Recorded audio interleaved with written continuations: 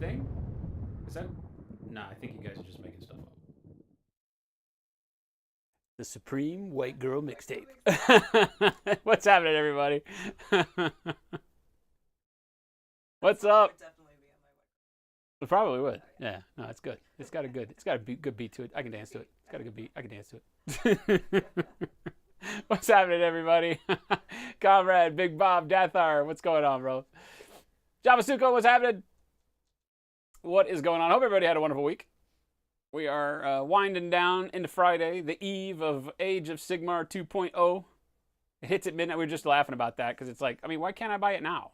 The stores have it now. Why can't I just go buy it? I mean, like they can ring it up whenever they want to, but Comrade, you fixed Gilliman's face and gave him eyes. Nice, nice. I knew that was all it was because the rest of that model is just spot on, man. Great. Ironbrush Studios, what's happening? Good to see you. Yep, Dathar. I can't. Oh, hello there.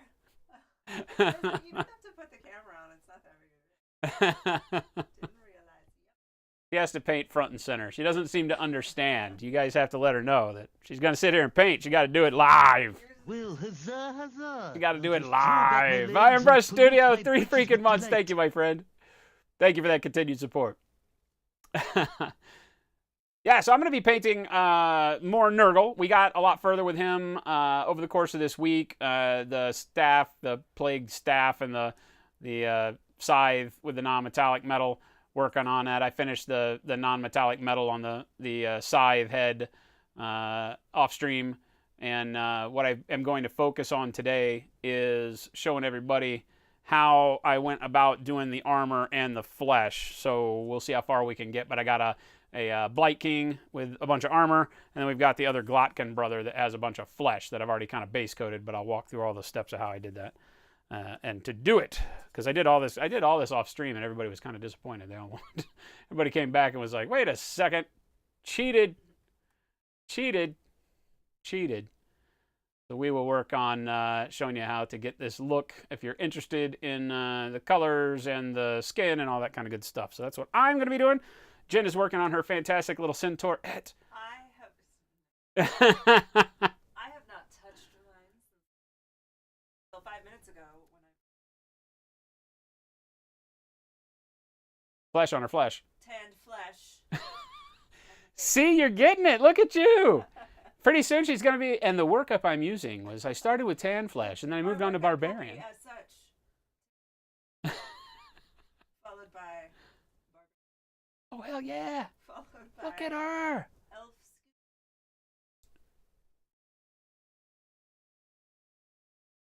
Pink eye? color, not pink eye. Oh, okay. Because this guy's got pink eye. So that goes to basics. Yeah, he definitely has pink eye. My girl is staying away from him. Basic skin tone. Basic skin tone. So there you go. There's flesh with Jen. Drac, what's happening? Took you 4 hours to do the eyes? That's awesome. You died and had to roll a 4 up to come back. I figure. Ain't nothing wrong with that, man. As long as you make it, right? It's all good that ends good. I don't think that's how that goes, but that's my version. Is my mic on? No. What? Ah! All that, and nobody heard it. I'm not doing it again. You have to do it again. You have to do it again. Yeah. You have to do it again. Once the host comes from Kenny, you got to do it again. Because then there'll be like even more people. That was your warm-up. That was your practice round. That was your practice round. This is what I live with. I'm horrible, aren't I? I'm horrible. You're I'm a not. horrible human You're being. the best. Horrible human being. They heard like Charlie Brown Teacher through my microphone. Yeah. Great. Because we know that I talk so loud as it is that it should just carry over. Death, I was like, I could just make it out if I really strained my ears. Yeah. She'll repeat it all when more people are here. She's done her practice round now. She's all set. She's got her morale boost going on. All right, so I'm going to start. What am I going to do? I don't know what I'm going to do. I'm going to start doing things. We're going to start... actually, I guess we'll wait a minute. I guess what we could do is add a little bit of grit and grime on the scythe for this guy. I can go back and start doing some rust marks. And I am going to continue. Continue! On my face. Mine, I'm starting with Shadow Rust color from AK. AK!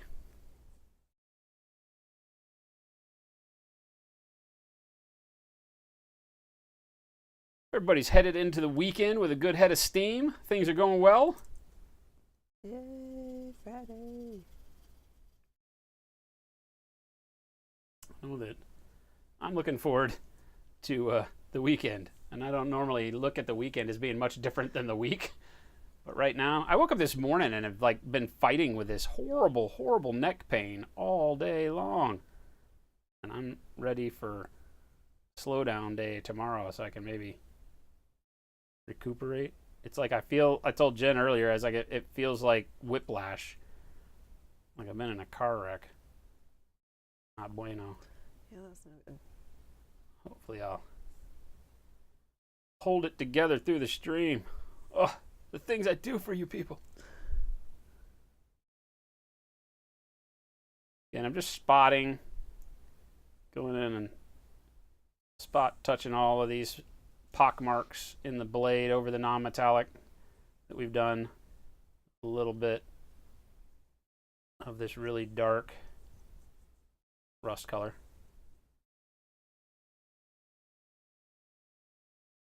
I'll get all of them with the dark rust. The light rust I'll be a little bit more picky with.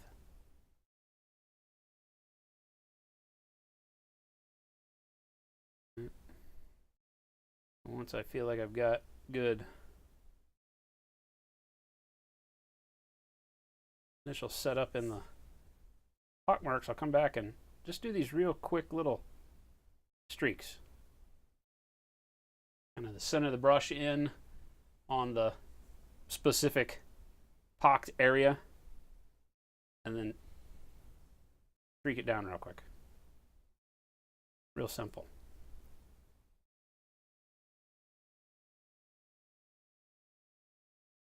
I do this when I don't have a whole heck of a lot of paint left on the brush, so that it doesn't give me, a big amount of rust streaking. It's barely visible, but you can get that it changes the overall look of the scythe by putting just a little bit of brown on there. Rinse, repeat. Did you see from Comrade, do you have any advice on how to glue, prime, and paint metal models, also varnishing? Glue, prime, and paint metal models. Yeah, I mean, I'm old enough that models didn't used to be plastic in our gaming world, so I'm very, very used to that. And the Infinity models are all metal, so yeah. You can use a really good super glue, like the stuff that I use is either the Gorilla, or I'm really fallen in love with the Insecure Plus, right? The gap filling stuff that we use, and we sell this on the store, and I love this stuff. I use it on everything now. So the Insecure that we sell on the store, I think, is the best. I think it even beats the Gorilla Glue. So I haven't opened a new thing of Gorilla Glue in quite some time, because I've just been using that. But a lot of models, depending on whether or not they have a really good positive fitment system, so like if they've got peg and hole type, male, female kind of assembly. So say a shoulder has what looks like a sprue part sticking off of it, and then the torso has a socket that it goes in, or vice versa. That can make things a lot easier to then just use super glue, right? But if you're stuck with, just checking to make sure I got my angle right here. If you're stuck with there not being anything like that, you may find that some of the models that you put together don't have, they're flat surface to flat surface, and that's always a royal pain in the butt, not gonna lie. And pinning. You'll hear people talk about pinning their models, and pinning is kind of one of the things that then takes precedent on how to make sure that you get a good positive hold.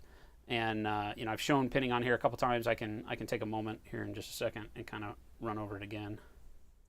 But you would just need, in a perfect world, you'd need like a Dremel or a rotary tool that allows you the ability to kind of do it with variable speed power. You don't want a Dremel that just goes fast, because you'll blow a hole right through most of your models. So you want one that has variable speed, so you can drill very, very slow. Or you can just use a pin vise, something like this, that uses it's just a collet. If you're familiar with the way a drill normally works, whether it's a hand drill or not, it has what's called a collet, and the collet has various opening sizes. So this is the smallest, and then there's one that's fairly large to accept different size drill bits. And so you can just stick that in there, put the collet in there, put the bit in, tighten it up, and then you have this that you use, just by twisting with your hand. It's knurled for grip, and you would basically just drill through the model like this. But with metal models, a hand one, I'm going to tell you, is going to take you forever. And you just want to drill down about an 1/8 inch if you can get an 1/8 inch, and then I use paper clips. I steal paper clips. I steal paper clips from Jen. Yeah, Jen has this collection of paper clips that she's massively in love with, so don't tell her that I'm stealing, but I steal these from her. And then you just kind of bend the paper clip.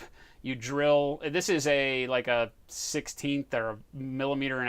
I don't remember how big they are, but just get a drill bit that is paperclip size, and you drill in like 1/8 of an inch, and then you can insert the paperclip in there with super glue, let it glue into the model, and then cut it out here so it's got length to it, and now you've got that pin. Drill a hole on the other side, snap it together. Bingo. It's a lot of work, but for smaller models, sometimes you don't have to do it at all, depending on how rough you are with them.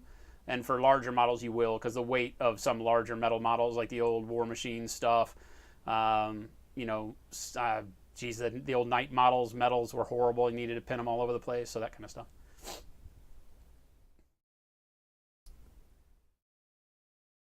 Comrade, thank you so much, man.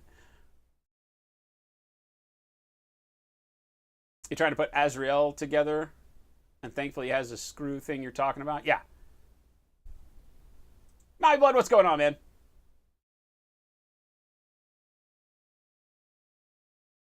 And do you prime and paint as you would any other model? Yeah. With metals, you prime them. Now, realize that with metal models, in a lot of cases, paint will rub off a lot easier because you have a much harder substrate that the paint is laying over, and so it'll chip and crack. So when I'm painting with metals, I typically understand that, you know, somewhere in the process, I'm going to, you know, knock paint off the end of the gun barrel on this Infinity model, and at the very end, before I varnish, I'll have to go in and, you know, put some black on there, so that, you know, I know it's right. So I'll go back and check the model at the end, you know, but this is just a metal model with black primer and painted exactly like I paint any of my models, right? It's done exactly the same way. And I just go back at the end and make sure that there isn't, because a lot of times on the feet, there'll be chipped off paint because of the way I've handled the model before putting it on the base, things like that. So I'll just go back, check it one last time, spot correct any of the paint that's chipped off, and then varnish it. And once that protective varnish coat is on there, you're usually pretty good. Although you will, like tips of guns, ends of swords, stuff like that will generally have paint come off of it forever. That's just one of the maladies of metal models that we got to live with. So, is what it is. Varnish does not stop chipping completely. Not at all. It protects the paint, but there's nothing you can do to protect it completely. Iron brush, give you strength. You're off work for 12 days. Oh, nice. Wow. Nice. Make it a productive couple of weeks for you there. Even if productive means just relaxing. He said he's got to play through this insane backlog. So I'm assuming he has a big backlog of painting. Well, hopefully that is relaxing. Yeah. Find some relaxation and paint. Oh, my neck. Like, I can go to my right. I can look at Jen when she's over here, but if she goes over there, I'm screwed. I'm like, turn the shoulders, old man style.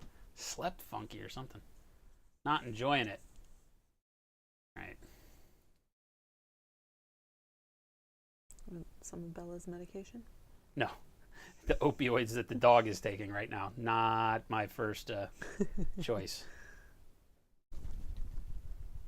I bet that would screw with me hardcore. My digestive system would probably hate me for months and months. Well, it's human medicine. Yeah, but I don't do painkillers. No, so I know. I feel like that would not be a good thing. All right, I'm going to switch over to the number 1 det cord. So super detail brush. That way I can do this next level. Hairdo, what the hell's going on, man? How you been? All right, so I'm going to switch over and do the light rust. This is AK Interactive Light Rust. We did the shadow rust first. Now we're moving on to the light. The light is just a very orangey yellow kind of rust color that will accent what we've done on the blade here pretty well.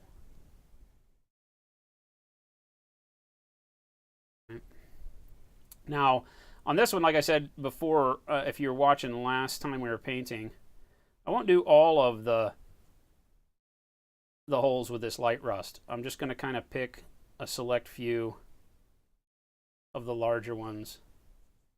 And again, just kind of streak it down out of that.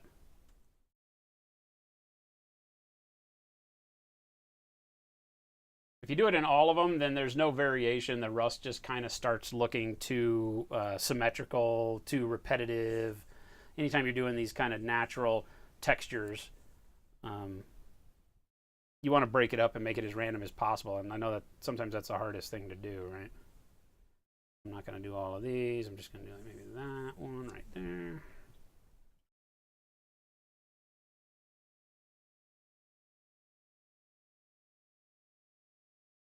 Here.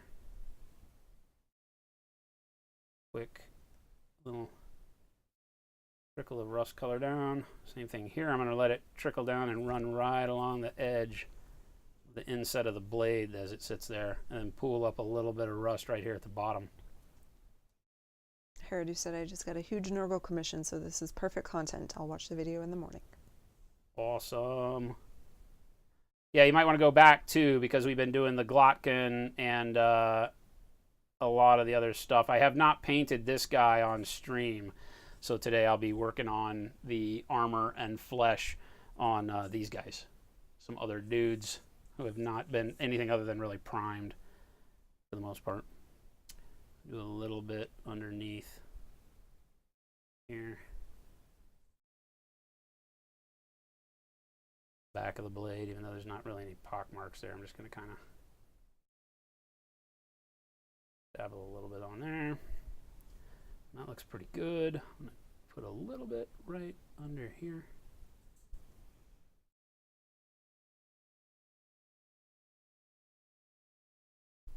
And again, maybe a little bit underneath these spikes, just so it doesn't look super plain compared to everything else. The spikes are very not gnarly like the rest of the model. So,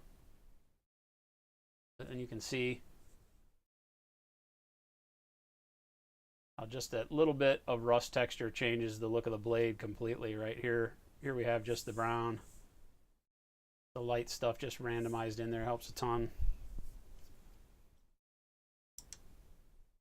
You can use greens, you can use whatever you want on this. I'm just using these two dark and light orangey rusts because coloring on my model, I don't have a lot of orange, but I have a lot of green.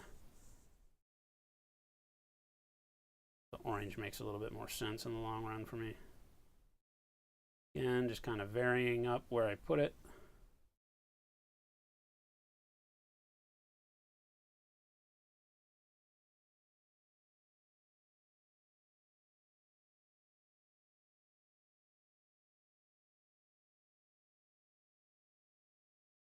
A little bit of streaking. I'll flick the brush pretty quick like you see me doing because it gives me very, very thin detail lines, as opposed to if I go in and hand kind of draw it, then I'm going to get thicker streaking. This way it's just really, really nice and thin. Dig it. Nice, but nice. A little bit here. A little bit up underneath these spikes.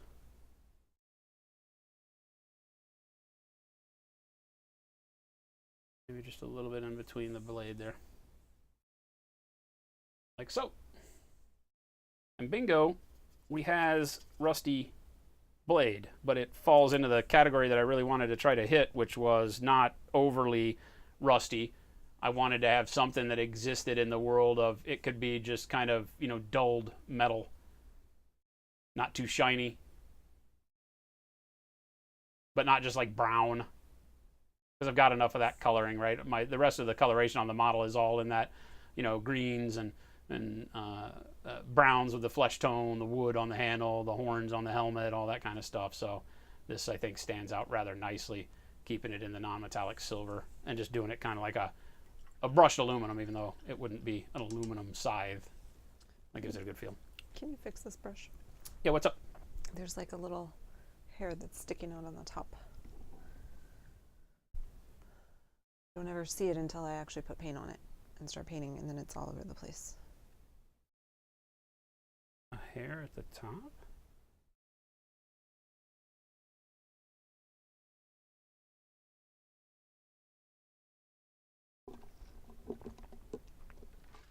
No, I think it may just be that there's a little bit of dried paint, like at the very tip of the point. Oh, okay.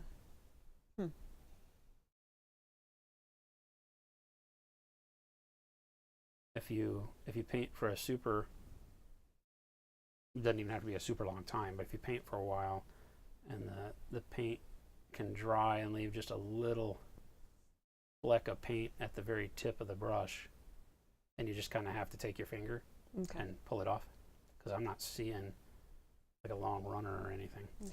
Let me know if it acts up on you, but I think you're good. Oh no, wait. Yeah, I think you may be right. Catch it in that light.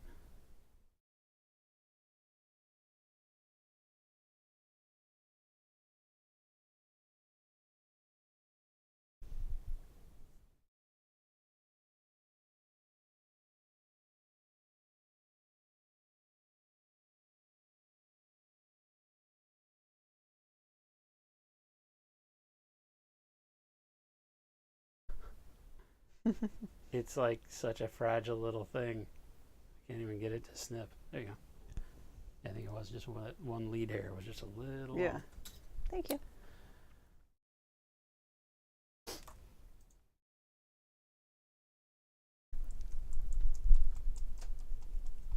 We need to create a chemical that stops chipping on models and call it chip-o-matic.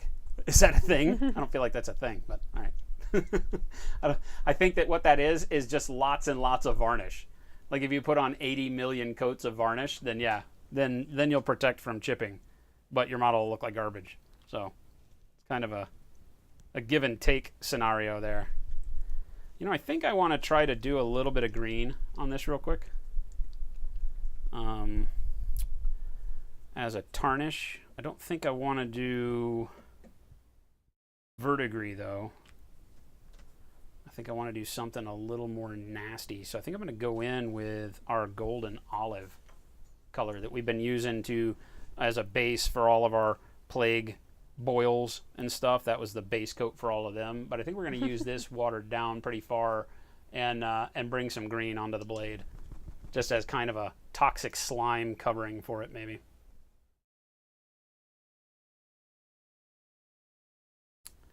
Not all over the whole thing, but enough to give us just a little more color so that we draw because right now with the brown rusts and the brown shaft of the scythe, I want to pull something in there that kind of makes it to where it's not so monochromatic.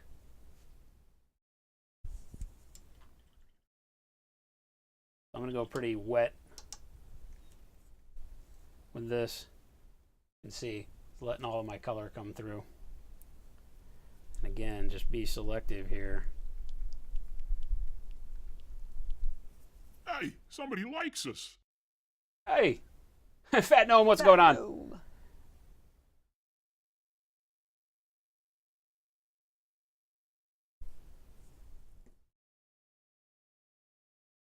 I've got two kinds of wet in my pants. What? What's the second kind? Is that Kenny? That's Kenny. Kenny and the gang. What's going on, folks? What's happening, Pipples? Dollar bills, y'all. Dollar bills, y'all.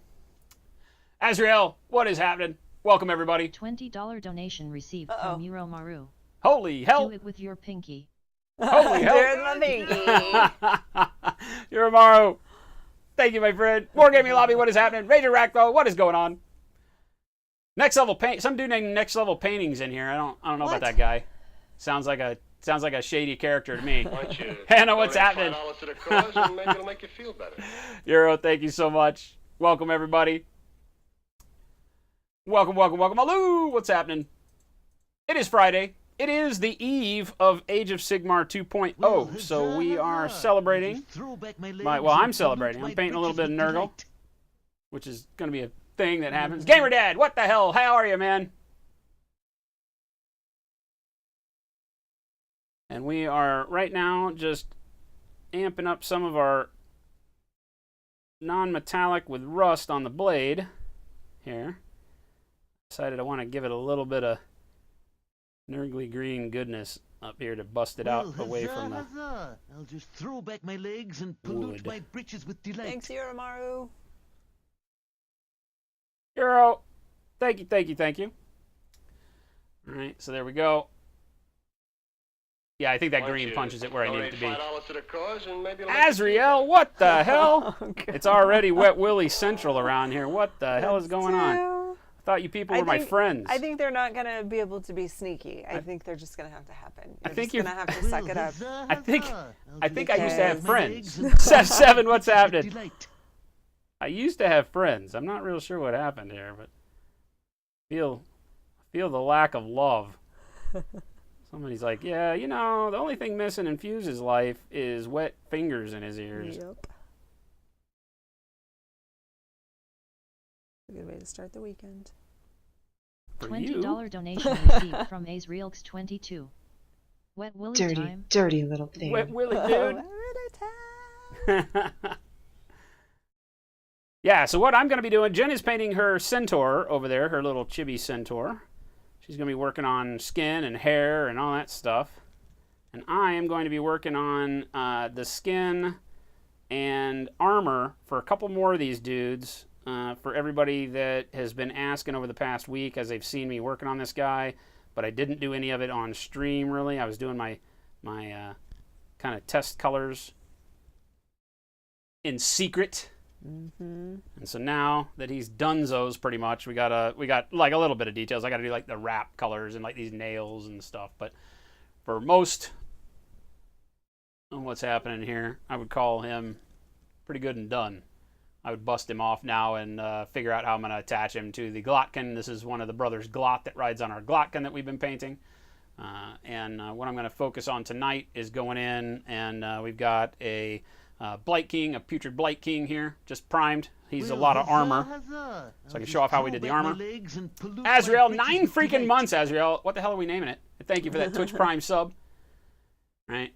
And then we're going to do some skin on the other brother Glot. He's got enough skin to show him, but he's only got a little bit of armor that I cheated and kind of did already. And then, of course, both of these guys, both of those main dudes, ride on this beast right here, and will sit on his back. So I think we're going to have a pretty good composition of grossness at the end of this thing. Of course, the Glotkin's still got a long way to go, but he's looking better and better all the time. Or worse and worse. Or worse and worse, I guess. Which for him probably, is better. Yeah, probably ought not say better. He's still not getting a date. Thank you, Subgenius. Pollute my britches with delight. Subgenius, 12 freaking months.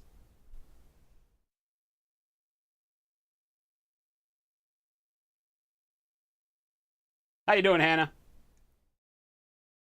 Hulking Orc Daka, absolutely love this model. Thank you, sir. I think that these are great models. The Rule of Cool plays very well with the whole Nurgle thing. The more I get into it, I think that the new, both with 40K and with Age of Sigmar, that what they did with the Nurgle armies and the Maggotkin release, and then of course the whatever it was, the Warhammer 40K 8th edition release that had the Nurgle Death Guard in it, I thought were just great models.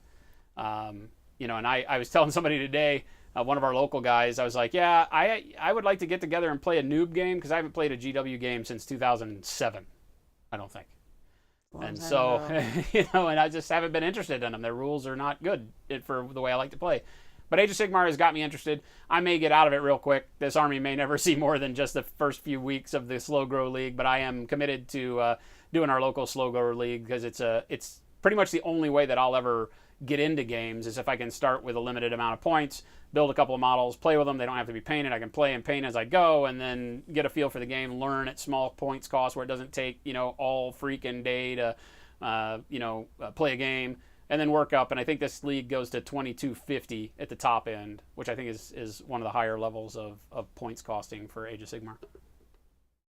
Did you see the question from Beat Dominator? Beat Dominator. Picked up some bomb wicks and you're having trouble with the tip curling permanently. Is there something you're doing incorrectly? You'd have to ask me what brush are you talking about, first off. And those are better. I will definitely get you taken care of if you've got a brush that's causing you problems. But I'll need pictures and you'll need to email them to me. All right, so you can email at slowfuse@slowfusegaming.com. So I can help you understand what's going on. Tip curl is not something you should be seeing. So you may have a brush, depending on what type of brush it is, that might have a long lead hair on it that might need to be trimmed. Or we'll just send you out a new brush. But yeah, just shoot me an email along with a couple of pictures of it, and we'll get you sorted for sure. Drac asks, have we seen the Lord of Affliction? It has a guy throwing up. I have a Lord of Affliction... That sounds gross. But that's not. There's like Blowab, right? One of the big dudes who rides on a thing that's throwing up. This is gross. Oh yeah, I guess it does. It's got like the body with the dude throwing up. It looks like, or a tentacle coming out of his. I think it's a tentacle coming out of his mouth is what it looks like. Out of this corpse. That's disgusting. But yes, so there you go. We have dudes on flies, so I don't know if I'm going to use them. They're expensive, but they're definitely Rule of Cool models. Faux show. Houdini, what's happening?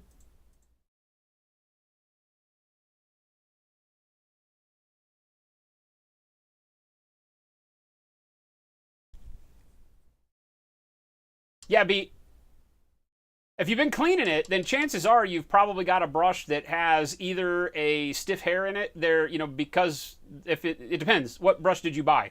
You said you picked up Bomb Wicks, so you have to let me know which you picked up. We have 3 different sets, so let me know.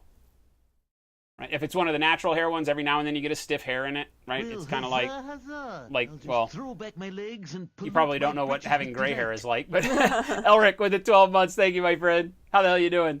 1 year long, 1 long year and 1 year younger. What? Is that how that works? I feel like I've been doing it wrong, Elric. Yeah, but you should not be seeing tip curl on the brushes. So if you are, we'll get you handled. But just email me. All right, so let's get going with some armor here.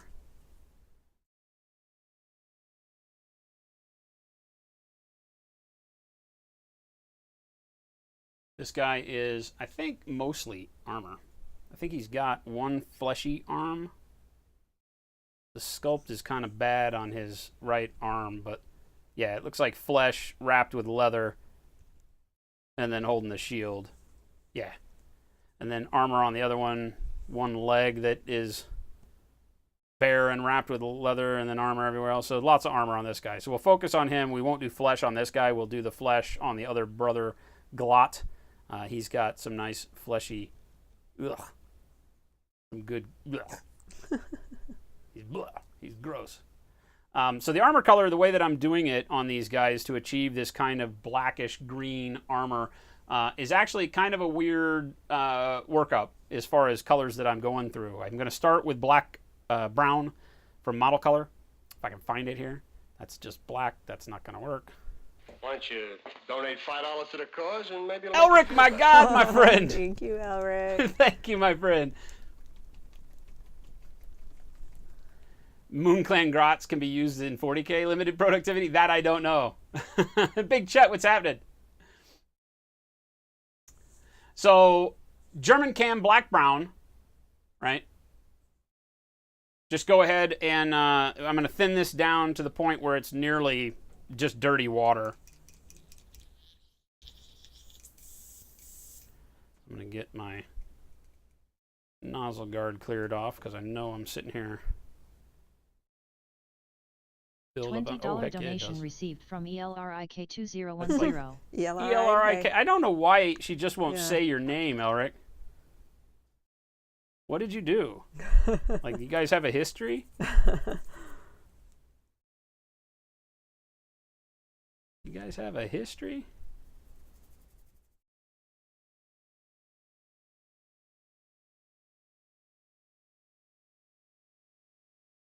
Making sure this is clear. That's good.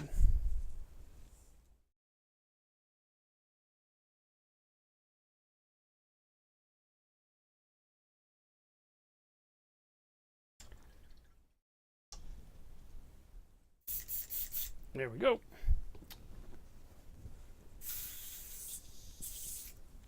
Want a little bit of water through this before I start doing paint. Make sure I get any of the dust and crap. At least I didn't shove it all the way in. Somebody clip that. Jen confirmed does not shove it all the way in. Live on stream. God. Now that the fan hits me in the ear, though, I'm like, wait a minute. Nice breeze. Wait a minute. Oh, you people liked me. Dirty, dirty little thing. Yeah, my neck hurts too, so I can't do the thing. I'm all gimped. You're attacking So a handicapped man. So sad. It's not fair. It's not fair. Yeah, it's Super Dungeon Explorer, City Without Men. Yes. Great name, by the way. Maybe that's what we should do. Get Jen to whisper the donator's name in your ear before she willies you. Well, it says it loud and proud except for Elric, which she spells. So. Get Jen. Oh, You got two more. You got two more. What? Okay. All right, so we don't have a ton that we're going to do because we're just going to paint this one guy. If I were painting more, I would obviously put more paint in, but generally if I'm not assembly lining, then it just gets one drop of paint in the cup. All right, so as per the usual with me, you don't see a whole lot of paint going in there. That's one drop. It is model color black brown, so it's a much thicker paint, lots more pigment than using like a Model Air. And when I'm doing black brown, I prefer the model color. The density of pigment and the coloration is fantastic. So as you can see, it doesn't even fill the neck of the cup. Like it's not even up in this area of the brush. It's all down here in the main well. And then what I'm going to do is take a bunch of airbrush flow improver. We just use the Vallejo flow improver. And I'm going to sink it in flow improver. Right? And now, to give you an idea how much more that is, you'll see now that the flow improver is actually up at the bottom of the cup. So the entire neck worth of the airbrush is filled with flow improver. So probably about 1.5 or 2 to 1 flow improver to paint is how I normally airbrush. That's what you'll see me doing 9 out of 10 times. Every now and then I'll go a little bit thicker if I'm doing very, very fine spot details and I just need, good opacity right out of the gate, but generally not. Generally I'm painting very, very thin and layering it up as I go. Even with the airbrush. Same off the brush as on the airbrush. Just because the tool is different does not mean that the technique has to be different. We spend a lot of time on here talking about how to utilize the airbrush. Clown. I knew it was coming. Must be a Telemachus sighting. It is. Predictable Telemachus. All right, so. And sure enough, that's perfect. The kind of paint consistency that I'm looking for. Zoom out here a little bit. Bearer of the word, what's happening? Thank you so much for that follow. Right, it's about like so. You'll notice that it just has a little bit of sheen to it, but it's very, very, very, very thin. Right. So it's going to allow all of the paint on my thumb to show through. It's taken it a while to even cover that very light gray. And that's what I'm looking for because I want this to be influenced a lot by the black. The brown that I'm going for is really just a little bit of a tint or a filter over our brown to get the job done. Right? So a lot of what you'll see here as paint will just look like pure wetness as we go through before you actually see a lot of color. Right. You see that very, very faint hint of brown laying across all of my black. And that's what we're going for. Hey, somebody likes us. I use the primer coat for as much as possible. Coker, what's happening? Welcome. The primer coat is going to allow me to use colors in a little bit of a different way because I can get any color in my collection to be a lot darker if I don't force it to opacity over my primer coat, which is why I'm always starting off with black primer. All my shadows, I can basically just go in here real quick and alter the color of the shadow on the model with whatever I want. I could be spraying this with red right now. I could be spraying it with any color in my collection. Thanks, KTP. And as long as I go thin, what's that? I was just thinking KTP because you said that my mini is looking amazing. It does. You can't even see it. You just see the top of her head. I ain't even paying attention. Bearer of the word said, saw you in Reiner's chat since I'm up late because of batch painting for a tournament tomorrow. I thought I'd check you out. Nice. Thank you. Thank you for stopping in. Batch painting for a tournament tomorrow. Oh, Elric clipped that I didn't shove it all the way in. Ha ha. You deserve that one. Last week I think they got me saying I can never teach again. Something about only in the largest of the holes or something like that I was saying about putting the rust effects in. So now I'm going back over a second time. But back to this bearer of the word, getting ready for a tournament tomorrow, man. You are cramming for that test at the last minute, aren't you? I know the pain. I kind of do things the same way, I think.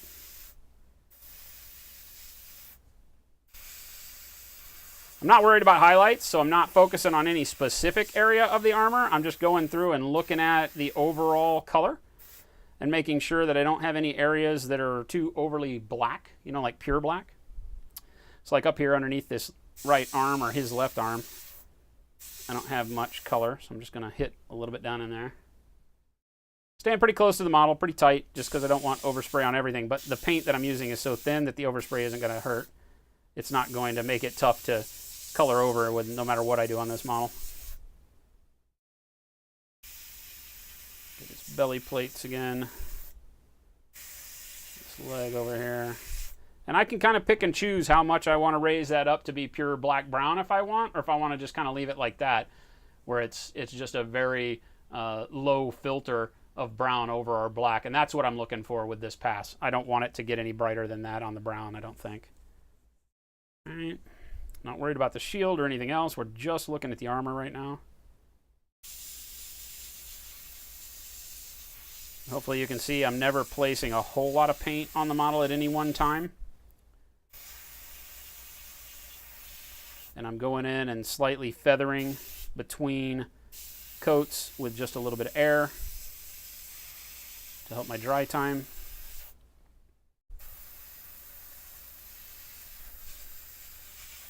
There you go. And some people ask, okay, so if you're going for, you know, kind of that bluish, blackish green that we made out of our armor, because this is how we did this armor, we're going to recreate this same look. You know, why would I start with a brown if I'm not really seeing much brown? And the reality is, though, there's a lot of influence that brown has over the next color that we're going to use, which is a dark green. Studio 77, what the hell's going on? 20 freaking months. You're definitely in the Lying Liar Who Lies club. Nobody could like us that long. Let's clean the brown out real quick. I don't want the brown mixed with the green in the airbrush, so we're just going to give it a couple quick squirts in the cup.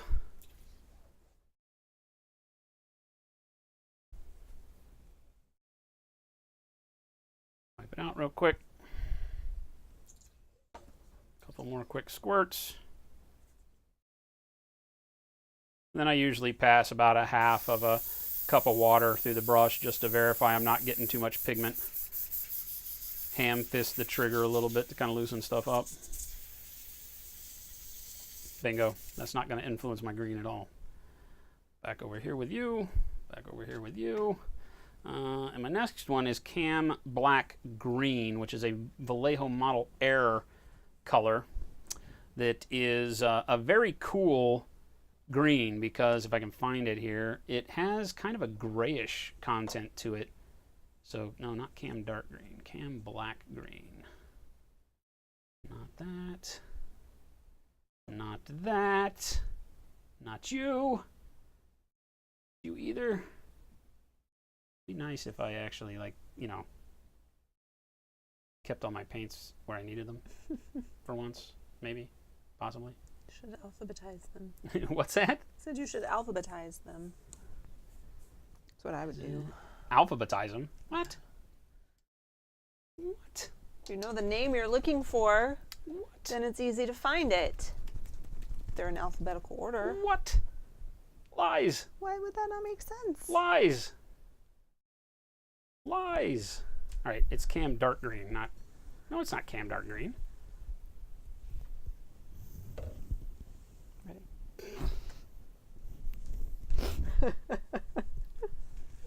Rat vestiges. There it is, Cam Black Green. I'm like looking at Black Green RLM. I'm like, it's not Black Green RLM, it's Cam Black Green. These have been the nicest Wet Willies ever. Yeah, like you're not really even... The next like that one, one, I gotta admit, was bogus. Okay. I mean, it was great. I mean, you said it. No, I mean that was perfect. I don't feel like it couldn't have gotten any better than that. My nails are a little bit long. Oh God! Now that oh. You complain about it being a bad one. The first one was a sissy. Like that was a sissy Wet Willy. That was very nice. I know your neck hurts. very very lackluster. I'm sympathetic. All right, so Cam Black Green, 71018 from Model Air. Anytime you see me using colors like this, always factor in the brand. Model color may have a Cam Black Green. The model color and the Model Air are very rarely, if ever, the same. So if you are ever trying to follow along, want to achieve the same thing, buy the same paint, buy exact if you can. Here, I'm going to go ahead and do 2 drops, maybe 3. Nah, yeah, 3. Go ahead and do 3 drops. Just because it's Vallejo Model Air, so it's a lot thinner, less pigmentation than the model color. But still, you'll notice how much thinner it is. See, it still doesn't have any paint up into the neck of the airbrush, even with 3 drops. So Telemachus said he's been pulled into the dark side of painting Chibis by Ray. Mini Market had a set of 27 Super Dungeon Explorer for $10 yesterday. They are adorable. The That's expansion packs for Super I Dungeon think they're Explorer fun. and the Ninja All-Stars games and stuff are not expensive, and you get a lot of miniatures. The problem is there's a lot of repetition in the miniatures most of the time, and since we don't play the game, we don't care about how many of each miniature we get. It doesn't matter to us. We just want to paint, like, here, there's a really cool crab that looks neat, but you can't get like one. You got to buy a set of 12. So I'm always like finding people and begging, hey, you going to paint all those? We'd really like to have the extra one. Or or hitting them up at the cons and being like, so do you have any of that really cool miniature there that you could give us one of? And they're like, why do you just want one? We don't play your games. Your games suck, but we want to paint your miniatures. And I've painted her skin. I haven't shared my painting color. You need to show everybody your skin. Yes. Your secret for skin tone. So here is my secret. I started out with a thin layer of tanned flesh. And then And who makes tanned flesh? Tanned flesh is the Army Painter. Oh, of course. Yes. Also from the Army Painter, barbarian flesh was next. That's what I've done so far. Looking good. Yeah. I'm seeing some definition. She works out. Yes, she does. I mean, She works out. if you're walking around like that, you have to. She's half horse for crying out loud. Next, I'm going to do elf skin tone, which is game air. You're nailing this. And then I'm going to end with a basic skin tone because I want her to be a little bit, like, have a little pink glow. And that's model color. Can't really see that. There you go. And there you have it. She is either learned well or has the same bad disease I do because she's using 4 colors of flesh on a very tiny model. So that's kind of the disease that goes around this house. But yeah, those are good colors. I don't know any different. We're teaching there you we well. go. Teaching you to lose your mind early. If she still likes painting after learning the fuse way, then she's a trooper. She's a trooper. I like it. KTP, yeah, we're doing a 2-year sub badge. It's the lying liar who lies sub badge. It's just going to say liar.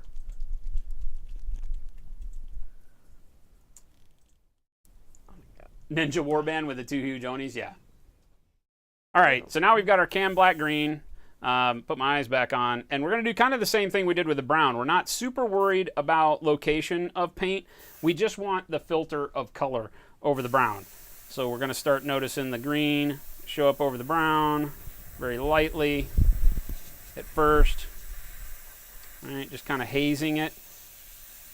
Trying to stay towards the center of the armor plate so that my brown exists up underneath, so I get that darkness. Notice how all of my armor plates will still have a variation, like that dark line of brown. So I'll be moving the model to make sure that I'm not shooting green this way. I don't want to be, as I go to brighter colors, I never want to be shooting them up into the shadows. So you might notice me moving the model around so that I'm really just kind of aiming from the top in most cases. Not unlike doing a pre-highlight, but I'm not as, worried about direction and fall of paint as I would be if this were a very strict kind of, white or gray pre-highlight going down. All right. And I should say that I'm using a 00 long wick. Dun, right dun, now, dun. which might be too small, but it feels right.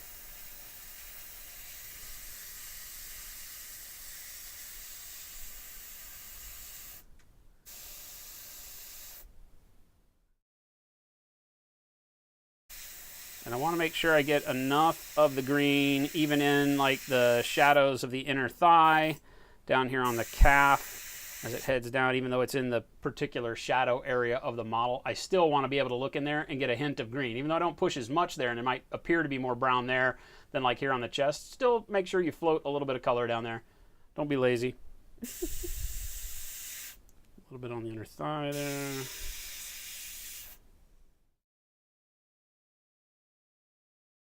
Underneath this arm, even though I just said, you don't want to force your shadows back too far, I'm just going to do a very, very thin layer in this darkness, just like I did under the thigh, so that I get the feeling of that green. Same thing up underneath the back here, even as it turns under to the waistline. I don't want anything to be pure black. I don't want anything to be pure brown with any of this, okay? What's that about? It's Armin's. He just does that when he comes in. He's never got anything. He's the boy that cried wolf. What's going on, Armin's? Did you get my email? I pulled that stuff for you.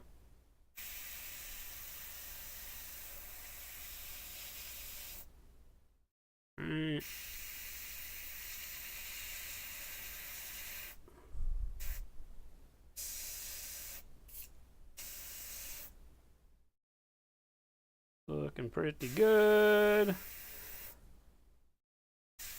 Got a good overall coat of green. My brown isn't solid brown anywhere anymore. That's really what I'm looking for. Turn around, making sure up underneath the arms.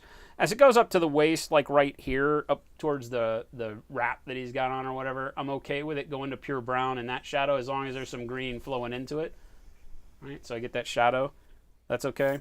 Maybe a little bit more green on the inner thigh right there. Now what I'm going to do, after I'm convinced that I've got a pretty good layout of green over my brown, right? The tint is nice. My shadows are there.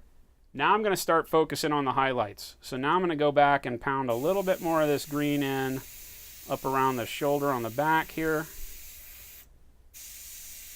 The top of the shoulder plate, around the horn.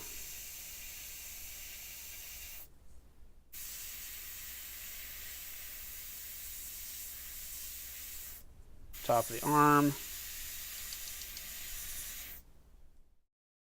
Top of this face guard thing.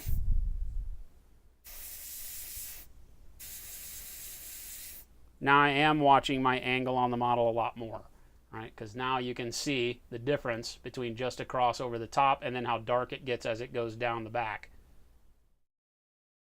Maybe down here, put a little bit more on just the calf and the back of the ankle. A little bit coming down from the top of the thigh there. Top of the belly plate. And a little bit on the pecs if I can sneak it in there.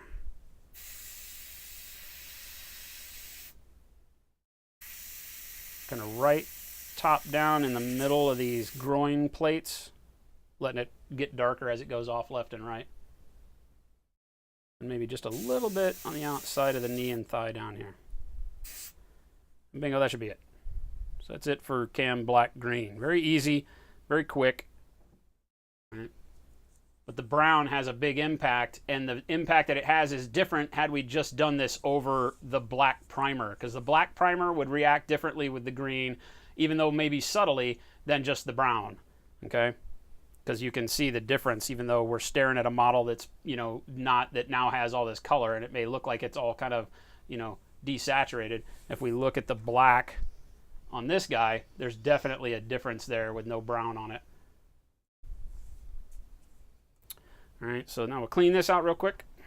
And then next, I think we're moving to light green RLM 82. If that's not a mouthful, I don't know what is. Armin said now, I know you said to mix pale flesh with pure red to highlight red, but what about VMC 70.814 burnt red? What can I mix into it to highlight it?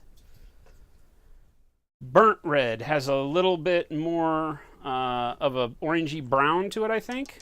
You can use the same color. Flesh colors work really well. Depends on how bright you want it to get. If your burnt red is meaning that you want to keep the overall model darker, because I think burnt red is a darker color. I don't have it in hand and I don't use it.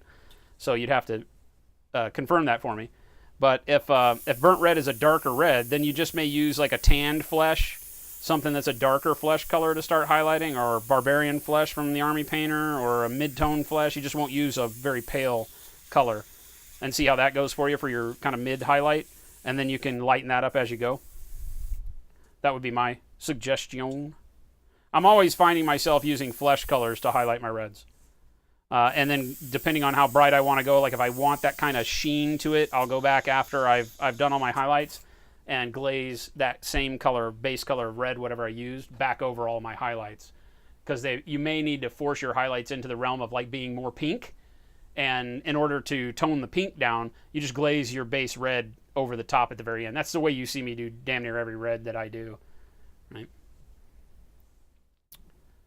All right, let's put that out of the way so I don't go knocking that over. That would be bad. Light green RLM 82. This is light green RLM 82. Now, unlike the other light greens that we use for Model Air, this is actually still a fairly dark color. It's brighter by a little bit, right? But it's still fairly dark. Like this would still be akin to, you know, your darker military green, but it's going to lighten up what we've got on here. Sometimes the names will fool you. This I only need like a couple drops, if that. I'll be wasting a lot of paint just with 2 drops. But again, just like before, I'm floating it in Flow Improver. I'm not worried about it. I'm putting 2 or 3 to 1 Flow Improver to paint on these, because each layer is literally a filter over the previous layer. We want all the brown, the black, the greens to show every time we work up to our brighter colors. Now from here, I think I just start adding arid earth to it and ivory. Yeah, this is the last green I'll use, and I'll start highlighting this right in the cup, so we probably won't waste any paint now that I think about it. Forgot I did that. Because I was just making this up as I went when I started this project, and I kind of like the color where it got, and usually if I get there and it's a weird color like this light green RLM that doesn't have a natural highlight or tint color that I can just pick off the rack, then I just start adding a highlight color to it. All right, so same thing. Now I'm more worried about where my paint is going. I'm not going to give the whole model a filter of this necessarily. I may force some down into the shadows, but generally I'm just going to start up in the high spots, so shoulders going down the back, and then just let it tail off. Same thing up here. Get this shoulder area, let it tail off as it comes down towards the top of that skull thing, and same thing over here. Same thing across the top of the arm, basically mimicking where I put my last dose of the cam black green. Right. So I start getting that highlight, but notice how I get that change over to that darker green real quick.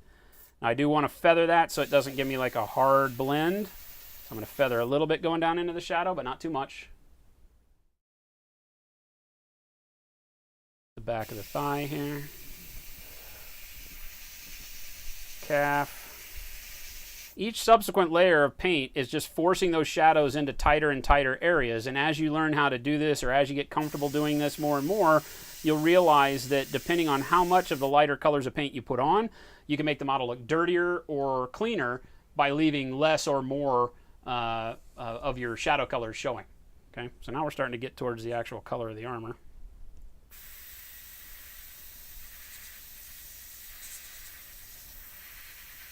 Again, just kind of right in the middle of these crotch plates and feather them off to the left and the right.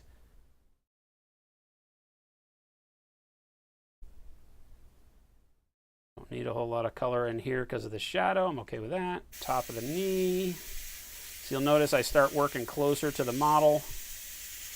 Always keeping that nozzle moving. Put a little bit of color on the outside there, but I'm not going to put a whole lot of this green in these pure shadow areas.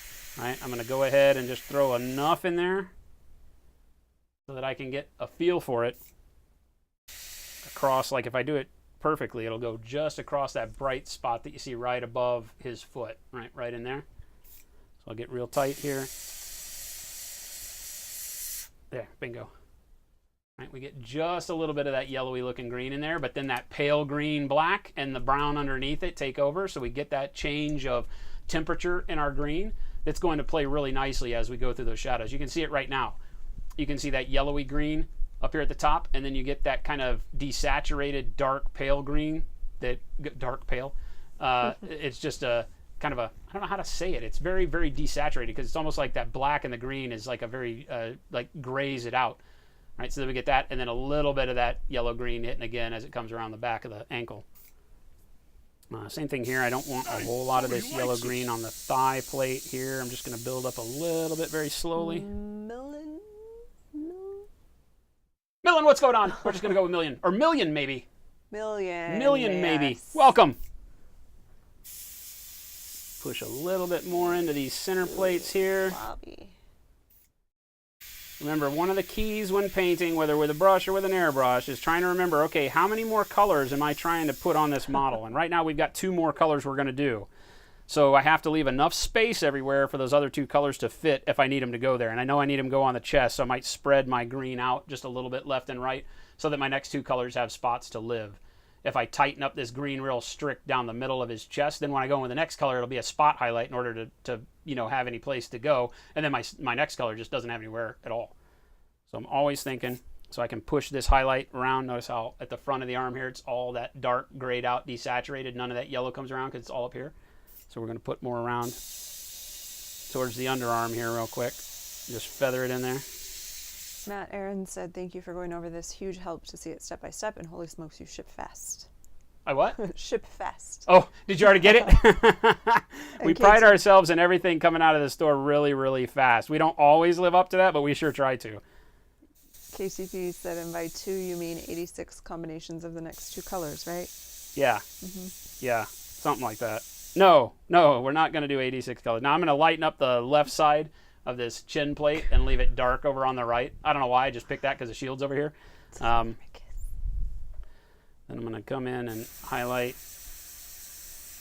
the front of the throat protector there. Get it bright, leave it dark as it goes around to the corners of the face. And this is looking pretty good now. I'm going to drop a little bit more of this color again. Fade it into the shadow along the side of the arm plate, the elbow plate there, so it doesn't just draw me a line going into darkness. Same thing here. I lose a little bit of color too quick coming down the... I don't know if I do or not. That's actually pretty good. If I think about it, this shadow under here is going to be pretty dark because of all this armor, so I don't know that I need a whole lot pushed down in that one. Maybe a little bit more over here since we don't have a pauldron. And just kind of highlight a little bit right there under the arm where the armor pokes out. And I feel like them's good.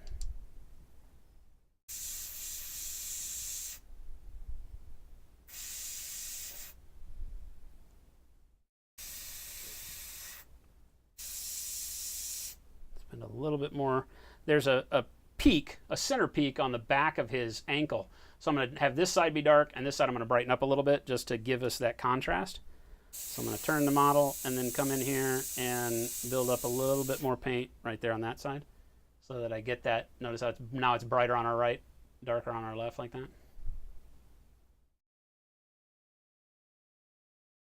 Do the same thing here real quick with the calf muscle. And I think that's good.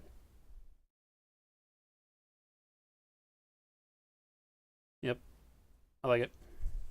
So now I'm going to add straight to my paint, Arid Earth, which is an army painter color that is a really, really nice pale yellow. Again, because this green trends into kind of a yellowy green, I can use a yellow to lighten it up. And this, if I just go straight to ivory, I feel like it turns a little bit too pastel too quick. This yellow is going to keep that from happening. It is army painter, so we're going to shake the crap out of it real quick.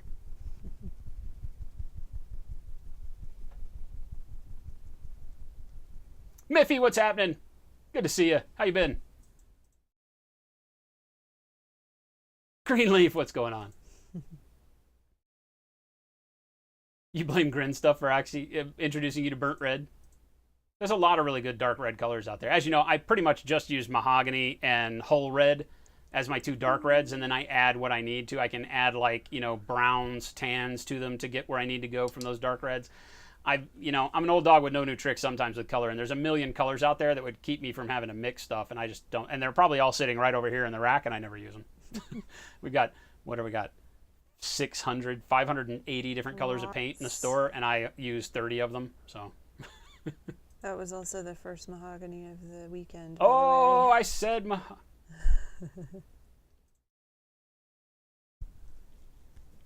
All right, hopefully this is shaking up enough. And we're just going to mix straight in the pot. Like I said, this is a much thicker paint. So if I remember right, I did one big kind of glop in it. Like that. You can't even really tell. It submerged itself pretty quick. So let's see.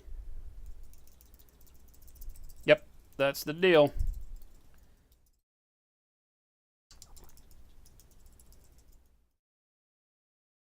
All right.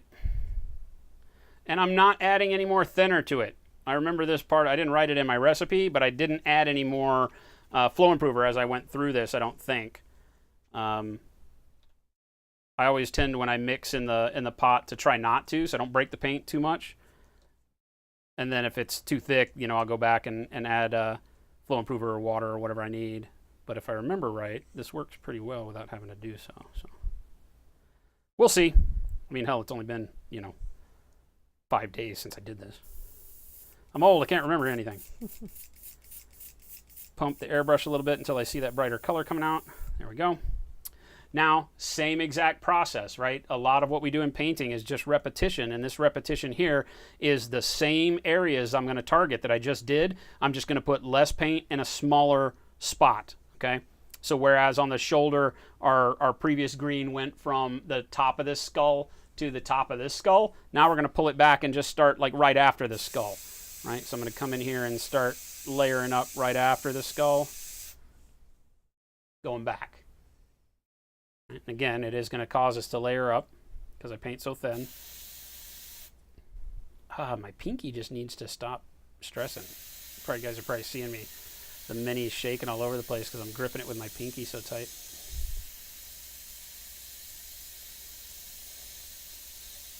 Okay. There, it starts lighting it up. You can see it on the horn coming out of the shoulder. So I don't want to over apply paint. I just want to hit it with one coat now. Make sure I get it marked out where I want to. Kind of sketching it on the model, if you want to say that. And again, just going over the top of the arm here with it. Again, not layering up too much. Just starting to see that brightness show up. We'll get across the back of the shoulders. I'm working about 1 inch away from the model in order to not get overspray and to not force too much paint into my shadows. Remember, I'm trying very hard as I do this to make sure that like the shadow up underneath this pauldron stays dark. The shadow at the edge of where the fat roll on the back of his neck is stays dark. That my shadow line coming down stays dark. So the further I get away from the model, the more paint goes everywhere. All right. So I'm in at about 1 inch away. And I just keep layering up, keeping that nozzle moving. It looks like my hand's shaking with the airbrush. It's not. I'm kind of shaking the nozzle so that I don't get overspray sticking in any one area for too long. And I'm going to come over to this side as the goes down the back here and kind of build up a little bit of shine. Same thing over here.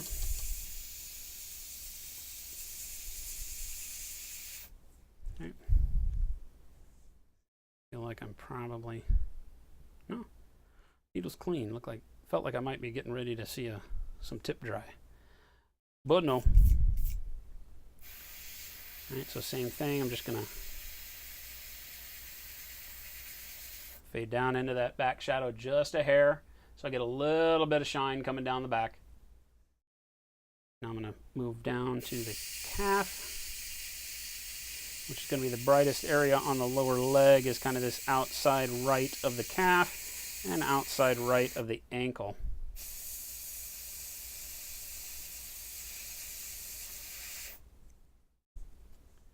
Right, now you can start to see why I left the inside of both the calf and the ankle dark, because it gives us that really nice kind of almost non-metallic contrast that goes down there. Commander Root, thank you so much. Now I'm also going to get a little bit on the thigh from the top down to actually, yeah, it's kind of, yeah, from the top down. I was thinking maybe from the bottom up, but it's really the way the direction of the model is, it would be more top down highlight. So not much here, but I'm just going to kind of aim at the top of the thigh and then kind of just let it shine right down the leg just a little like that, because I won't go into this area with the brighter color, I don't think. So I don't need a whole lot of paint sitting here. I just want a little bit of shine to interrupt that shadow, give me a little bit of contrast on the back of the thigh. And notice how I'm not getting a lot of overspray on anything else, but it's because I'm in tight and I'm painting with very, very thin paint.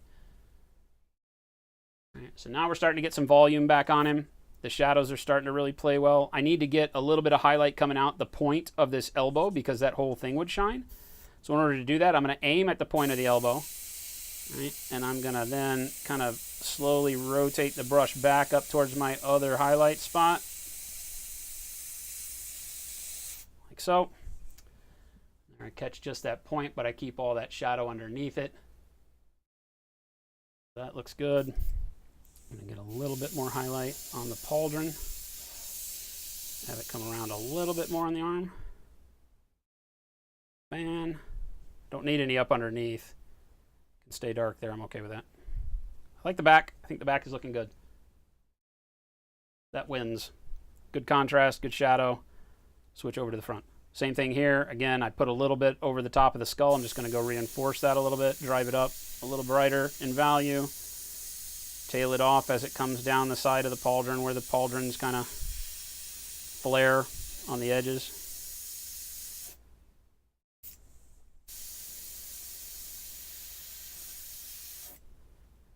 So, need to get a little bit of brightness right in here. That horn is kind of blocking the spray. So I'm going to get brightness there without shoving it into the shadow down there too far. That worked. Get the top of the arm real quick.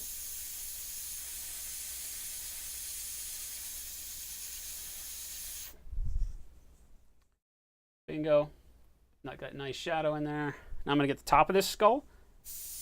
I just kind of want to do a nice little radial highlight on the top of the skull so that it maintains shadow up both sides of that skull. So we're just getting the point as it flares out there. That works. I got to get this throat protector. Again, notice how I switched the direction of the model so I know I'm not getting overspray on anything else, and it allows me to kind of horse the trigger back to get the right amount of paint going out there on it. But the paint's not going to hit anything out there except my finger. Right, so that gives us a little bit of shine right there. I'm probably going to want more because that will be pretty bright. So our next color needs to sit in there too. So I'm going to go ahead and kind of force it around to the left and right a little bit more with that brightness. Like so. That's good. Now our brighter color can sit in there and give us a really good highlight. I'll get a little bit of this on the underneath. Not much. Just kind of right here at the tip is what I'm going for, I think. And then back this way a little bit. Like that. Yeah, that looks good. It's going to stay pretty dark under there, but a little bit of shine, like reflecting up off of the breastplate, is kind of cool. Sometimes we get to cheat, make things look good. Again, kind of like a pre-highlight stance I'm going to take here on the front because I've got these armor plates that run straight down. So I'm going to take the airbrush and I'm going to shoot at the model like this, aiming right at this breastplate piece. So I'm going to be shooting like this, and then I'm slowly going to change the direction of the airbrush like this to where it's almost parallel to the model so that my overspray gives me a V highlight down all the way to the crotch. Okay? So I don't have to move the airbrush a whole lot. I just got to set the model up right. Right. Start piling in some paint on that area. Go left and right however much I think I need to highlight the pecs, top of those belly plates. Then I just kind of start changing the angle of my brush to run kind of down to parallel. And what that does is gives us that nice shine that runs all the way down the front of the armor. Right. Now it's not going to do everything I need it to do, so I'm going to have to come in kind of close and get the crotch plate, but it sets up where I want to see that color down here. And I'm going to do just like that. Is there a big lottery jackpot this weekend or something? I don't know. If there is, we need to be part of it. Rizzle Sean Dizzle said, how's it hanging? Just got back with my lottery ticket. Makes me think there might be a big prize. I feel like that could be a thing. All right, so that gives us a pretty good shine. You can see it there. Underneath, though, still pretty shadowed on these. Now I'm going to hit the top of these circles with a little bit of shine.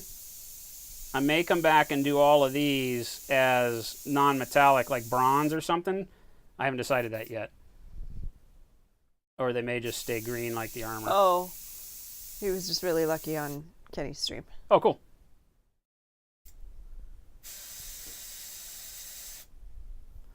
A little bit of brightness up over there, and even though all this is really dipping into shadow nicely, so I'm not going to force too much paint over here with the shielded area at the end of the model. That's going to make that look really nice and dark, like we want it.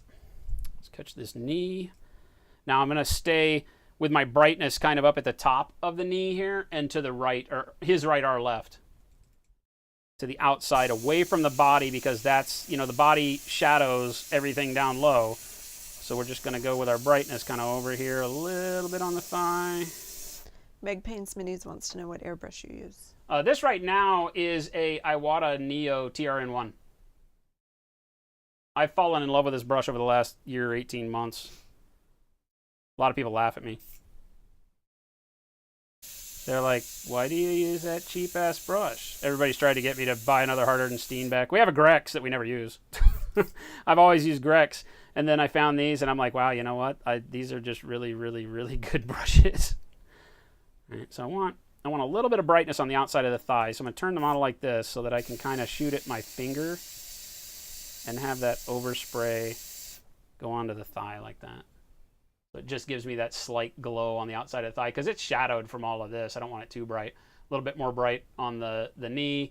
Then I go into shadow on this side of the knee, which is nice. I'm going to give it a little bit of highlight on the point of the knee right here. KTP said a lot of people laugh at you for different reasons too. That's all right. You're still here. Must be doing something right. Armin said, what brush are they? Armin said, what brush are they? What brush are what? I don't know. I'm just, all I can do is read what he says. Is that even English? Oh, you're off camera. Move up a little bit. There we go. All right, now I'm just going back in. Since I've got the primary color down where I want it, I'm just going in and looking at how the blend is. Do I go from too light to too dark anywhere? I need to get the top of this skull. You said the brush you're talking about. What do you mean? The TRN1? Armin, you got to be kind of like, we don't know what the hell you're talking about. Can we get specific here, please? In your head space, so we don't know all the extra stuff that happens. He's asking questions like he's talking to himself. Yeah. What was he talking about? When? Somebody had asked what airbrush, so I was saying that I use this TRN1. So just the top of that skull right there. But again, I just want to get in real tight, so I'm just brightening the top of the skull and leaving those side shadows, right, which gives me good contrast for popping the skull out like that.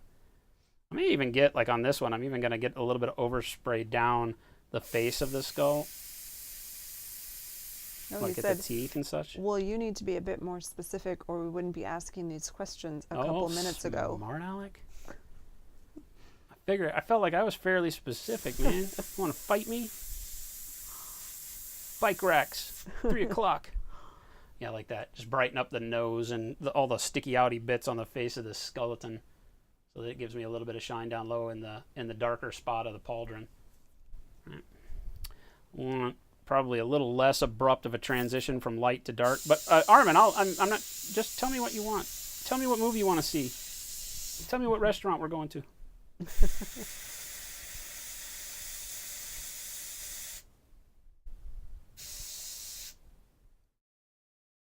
All right, bingo. I like it. All right. Our shadow's really good there on the back because his back does kind of, I mean, the cup or shape of the S of that back plate drops pretty steep into shadow. So we want to make sure we maintain that. Probably want a little bit of shine right on the outside of this calf. Like that. Down low. And maybe a little bit more brightness coming around the ankle here.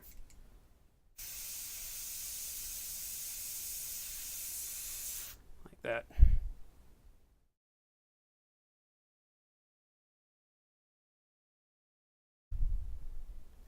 Same thing here, this lower lip on the knee plate. Notice how it shines. Looks like a light gray. We want to catch that with some of the green too.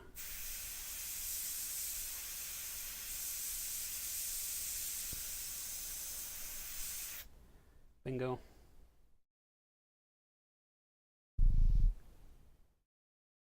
So now I'm catching those armor panels, so a lot of my edge highlight is kind of, preset for me as I do this. If I angle the model correctly, I don't wind up with a whole lot of unknowns at this point. I've still got a really good amount of shadow, right? The good test for the model is always look at it from the upskirt angle so that you can see, do I have a lot of shadow in the darkness? If I look at a model like this and I see too much brightness, now we cheated and we put a little brightness underneath this this chin plate because when you're looking at it dead on, it has that angle to it, and I don't want it to be completely dark. Right? So that's a little bit of a cheat, and I know why that's there. but everywhere else looks good. I don't see too much brightness from this. Whereas opposed to when I look at it straight down, right, I'm always wanting to see, okay, now do I see too much darkness anywhere here? And I feel pretty good about everything I'm looking at. All my shadows make sense around the head, the shoulder, the pauldrons, the skull. I can see all my panel lines. Everything's looking good. Again, from the bottom up on the back, I don't feel like I got too much brightness coming over and intruding anywhere from where my shadows would be. So that's good. You always want a little bit of a halo where your blend comes around, especially on curved surfaces. So all that's working really well. All right, bingo. Now we move on to our final color, which is throwing a little bit of ivory into this same mix that we already got going on. Can you look at mine? I can look at yours all day long. What do you want me to look at? Well, Skin? Tell me what else it needs. Oh, holy hell. It's not as pink as I was thinking. Okay, so good situation to be in, because then, I mean, your skin blends are amazing, by the way. I don't know if you guys, you guys can. It's kind of blowing out on the camera, but her blending of her flesh is actually really, really, really good. I don't mean to act surprised, honey. So yeah, that's really good. Okay, so depending on how pink you want to go, right, remember that a lot of what we can do is add kind of the pink flush colors to her as a glaze towards the end. Okay. So I would prefer you do that, okay. I think. That makes it's sense. your model. Yeah, but no, I think going over it with anything that's more pink might give it kind of another worldly feel, like more alien. Okay. But I think right now we'll take like some wasteland soil and do like the corners of her eyes, her cheeks, so you bring out some rosy color. Okay. And I think that'll help a lot. Okay. If not, we can always go back and glaze a little bit of a pinker flesh tone on there too. Okay. So I can start on her hair. Looks good, yeah. Looks really good. Okay. She's killing it. She's already telling you guys what paint she's using. She's already describing what she's doing. I'm telling you, I can take a vacation. Her hair and her tail. Rizzle, what's going on? Scurvy green first, and then emerald, and that's game color, and emerald model color, and royal cloak from the army painter. Gonna have good looking hair. What we're gonna do. I know. I'm excited. Might make me want to make my hair this color. Uh-oh, look out. Jen coming in with the jade hair here pretty soon. Turquoise hair on Jen coming up. Could happen.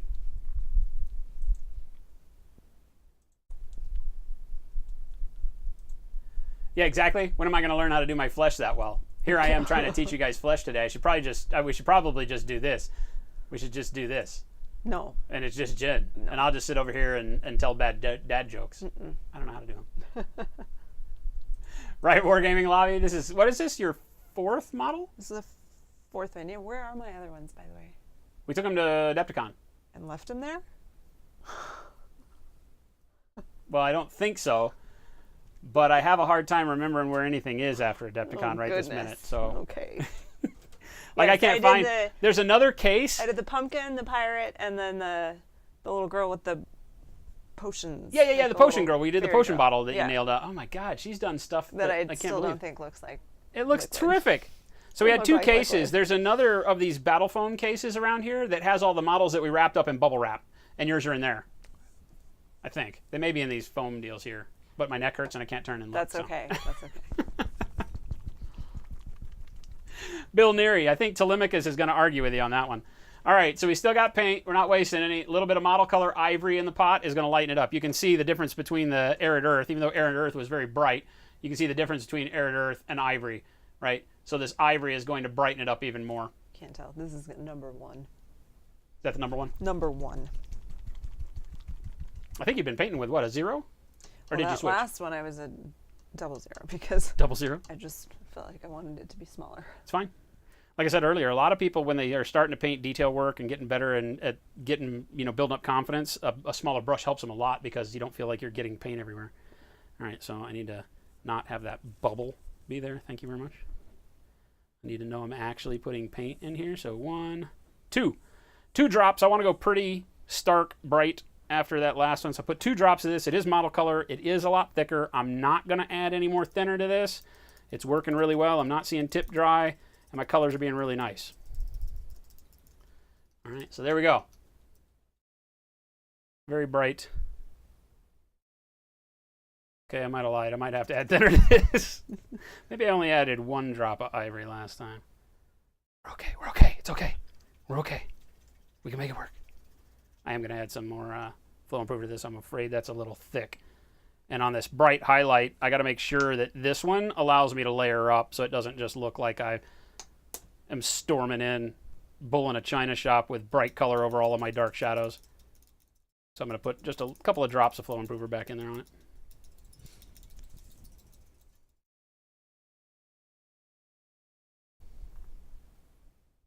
I definitely did Wargaming Lobby. What's that? Absorbed your skills by proximity. I get my skill from her. What are you talking about? Armin said, good God, is that a Hobby Lobby price tag on that bottle? And just how old is it anyhow? It's ancient. Which bottle are you? My model color ivory is so ancient. I've already been through one. Now to my defense, I've already been through one bottle of ivory from our store, but I've always had this one up here too. I thought I had lost this one when we moved over here to the new house, but I didn't. So, all right, so I'm going to horse the trigger so I can get our brighter color through. Make sure I'm not seeing tip dry out of the gates, because I still feel like this is probably really, really thick. All right, and so now we got to be extra careful. I got to start thinking about exactly where I want bright colors. The best place for me to do this test is going to be right here on the throat protector. So I'm just going to get in here real close and start overspray on the throat protector. So I just get that tip brightened up like so. Bingo. There we go. And nothing on the bottom. We're not going to worry about the bottom. We just want that on the top like that.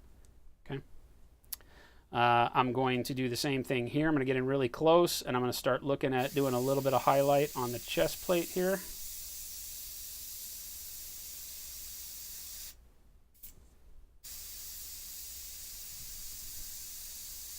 Like that. Then I'm going to come down here and get just a ever so slight on those panels down below. I feel like I'm really thick because I feel like the tip is already clogging up. No? I'm going to leave the crown off just so I can tell without having to stop and start.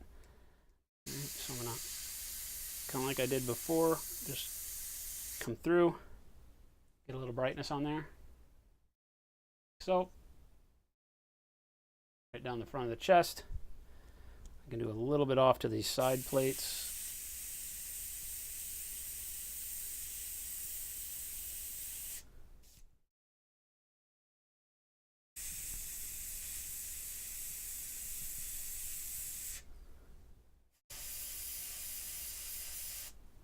So just so I get the top of those other circles there. Right. I'll just throw back my legs. Net Wolf 22 freaking months. Thank you, my friend. Come over here to the skull. We're just going to get the top of the skull now.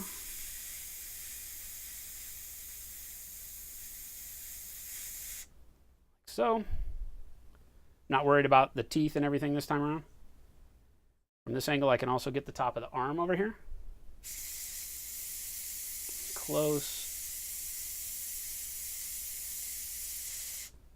Bingo. A little bit of shine there. Again, I'm not trying to overpower my other color if I can avoid it. I want to just spot highlight and then have the sheen fall into the shadows. I don't want it to be like blow stark, like white thrown over green and mess up all the work we've done. Same thing, we need to get this top of the shoulder. So I'm just going to be fighting it right along where the horn protrudes.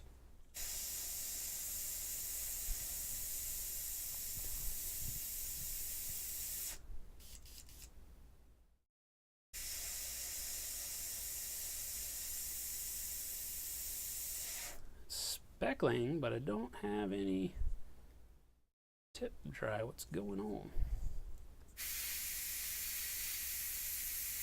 There we go.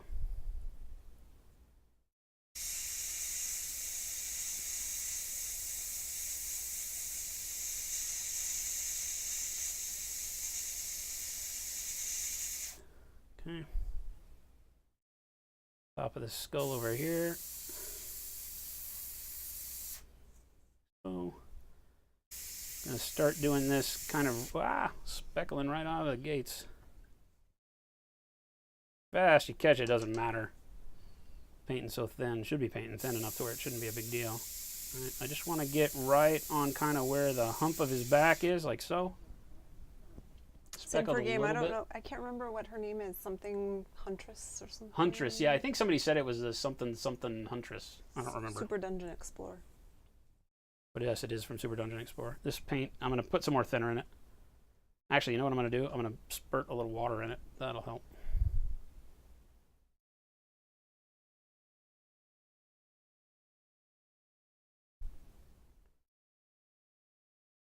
ever so slight. A couple drops of water.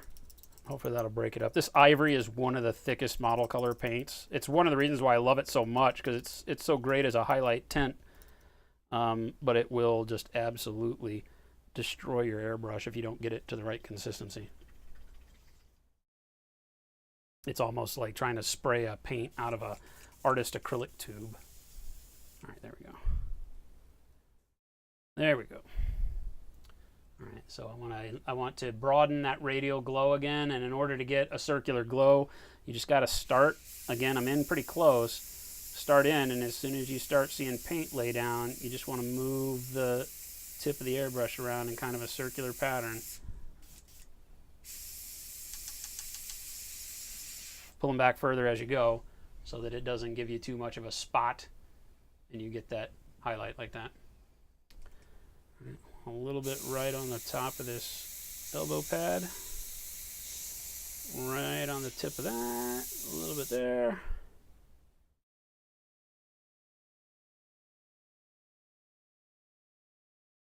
Okay, notice how I'm still letting every other color shine through. We get our shadows even take more form, like the shadow on the side of the skull, shadows down inside from the pauldron, around the bottom of the elbow, bottom of the arm. All that dark spot starts to become more prevalent as we put lighter colors on. Now I am going to try to put a little bit of this on the calf down here.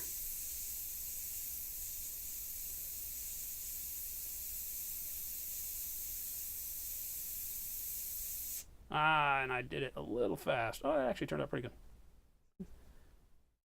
Actually turned out pretty good. Dab it with my finger. Force the trigger just a little more than I wanted to there at the end, but it works. All works out. I'm going to try to get just the point of the heel there. So I'm aiming away from it. I'm actually painting my finger. And as soon as I start seeing paint on my finger like that, I just kind of lower the brush down so I get that overspray on that edge. Notice how I was painting that dot on my finger. As soon as I saw paint there, I just started angling the brush closer to the model until I started seeing paint show up on the edge. Right? So really, really good trick that you can do so you can do that kind of edge highlight feel without overspraying and getting too obnoxious. I'll do the same thing down here on this ankle piece. Here I don't have to paint my finger, I can just paint on the base. So I go until I see paint on the base like that and then just kind of wing it right up to the model. So I get just a little bit of highlight down there. All right, same thing on this. I want just a, do I? Yeah, I think I want just a little bit on this knee. A little trickier right here.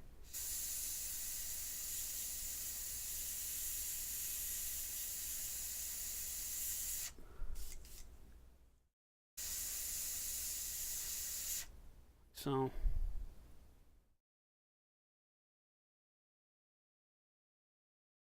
I think that's probably all we need. Not thinking you got to do anything else. I don't want to try to grab the edge. I'll do that with the brush. Yeah, I think we're good here. I like the shadow going up towards the shield again. All right. Again, play the trick where you look from underneath. Make sure none of your highlights came and intruded too much. We've still got that little bit underneath the chin guard, which is good. Everything else should just be edge halos. Means you're keeping your highlights where the eye is going to see them as right. Right, so very little, if any, of our bright color. A little bit on the shoulder plate came down into visible range here. And then on the top again, we already know we don't have too much dark, and that's exactly what we want there. So all of our bright color from the top, no bright color from the bottom, and then when we're looking at it dead on, we get a blend of everything we've done. And that looks really good. I'm digging that. Bingo, clean the airbrush, I think. Before I do that, let's make one little look at it again. I don't want to do any more highlights on like the thigh or anything like that, because then I over brighten the lower half of the model, which is not what we're going to do. So we haven't added it in bunch down here. Keeps everything proportional top to bottom. No armor on this arm. I'm good there. Bingo. Me likey. All right. Clean the airbrush out real quick. Now we're going to do... actually, you know what would be good for me to do real quick? Would be to use the paint in the pot and do my edge highlighting. Last time I did this, I rinsed all this out and didn't realize that what I really needed to have done was use this particular paint to do my edge highlighting. I cleaned out my airbrush. The problem is that whenever I want to do this, there's not a good way for me to access the paint in the pot. Here, let me see if I can make this work on my airbrush holder. Using a brush with that paint is always very difficult for me because I don't have a good spot for it, but I'm going to try this. All right, so before I do the next stage, which is to wash this with blue, believe it or not, I want to do some edge highlighting.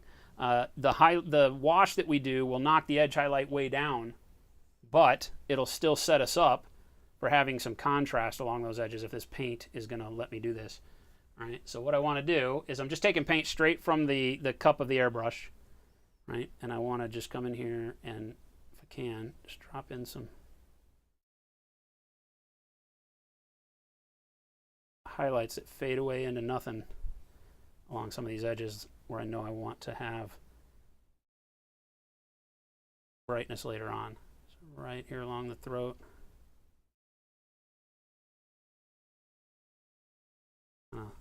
Lightly blending that up into the center there. Like that. Light and Passion said it's good to see that you're finally learning to paint from me because you need the help. What's that? Light and Passion said that it's good to see that you're finally learning to paint from me because you need the help. Oh, yeah. Yeah, you're doing a good job. Right. I just want to get all these. Like I said, when we do the blue wash, a lot of this. And hey, Light and Passion, what's going on, by the way? I said that earlier. Somebody said Jen's picking it up quickly, and I said, I get all my stuff from her. I don't know what you guys are talking about. I just hide it really well. All right, so I want to make sure I do a little bit of this highlighting. Again, it's going to allow me to have the next stage darken these up a little bit and be more mid-tone highlights, if that makes any sense. I don't have to do every edge, but I'm just going to try to do as many of these as I am comfortable with, or as long as I got paint left in the paint cup here.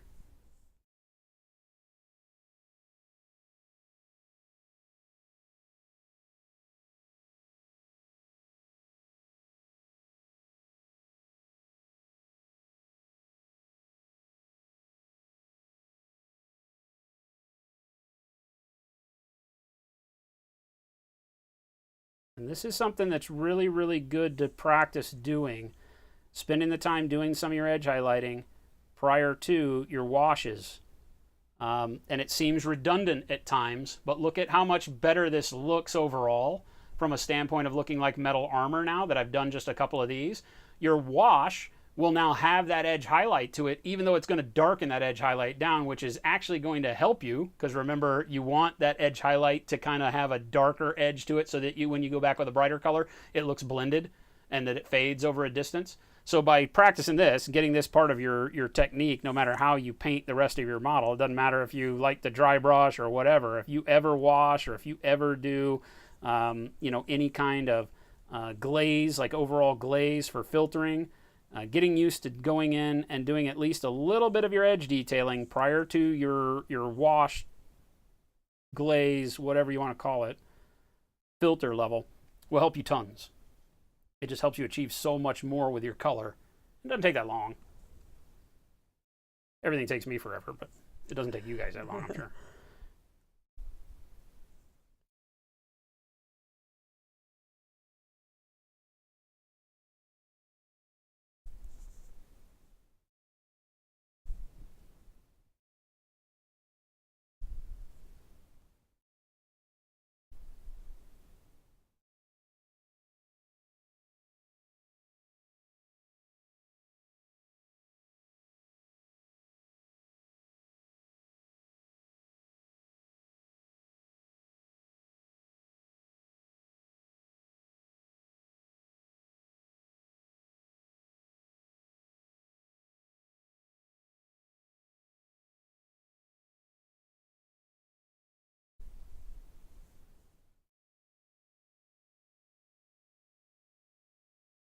Okay. I mean, hell, I could have stopped here. That's actually a really good looking color.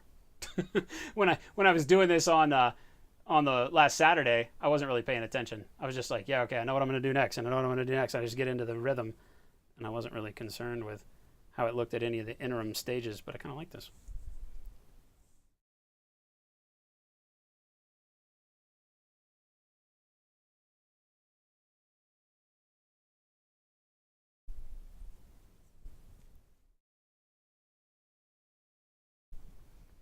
And you're just going to highlight those main sections where you know you want to highlight. If there's other sections that pop up later where you're like, oh, you know what, I really need something here or here, then that's fine. You'll add them later because you're going to go through and do a more rigid kind of, well, rigid's a bad word, a more defined highlight later. So this is just kind of a quick way to accent and find contrast on the model through all the areas that I've painted with the airbrush.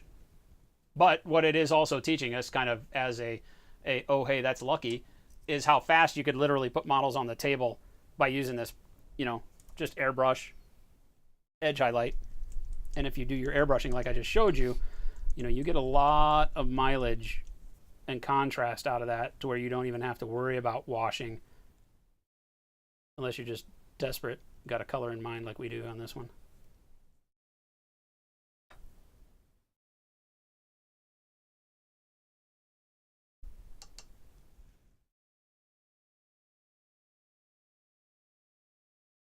Notice how I'm putting those bright highlights even in the shadows, just so it gives it that metallic gleam, even where the little rot spots are.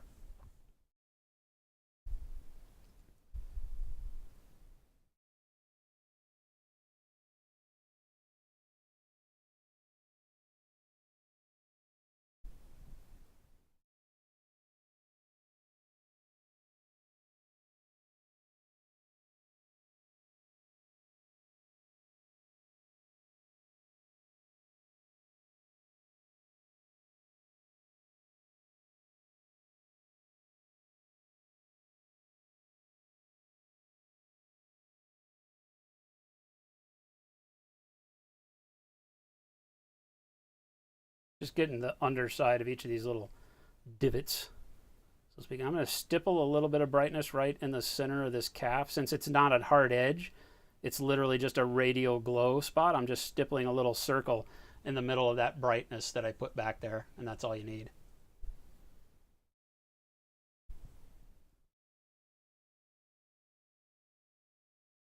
God, I love these brushes.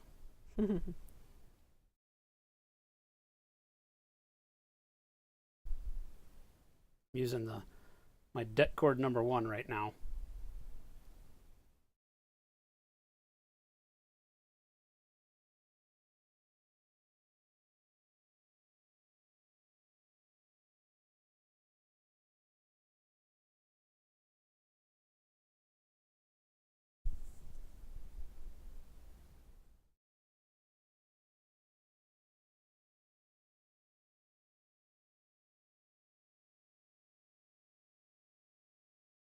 Get a good non-metallic sheen going on the armor, even though that's not like our first and foremost goal here. We're literally just trying to define all these edges so that when we put our wash on, we maintain our contrast and don't lose it.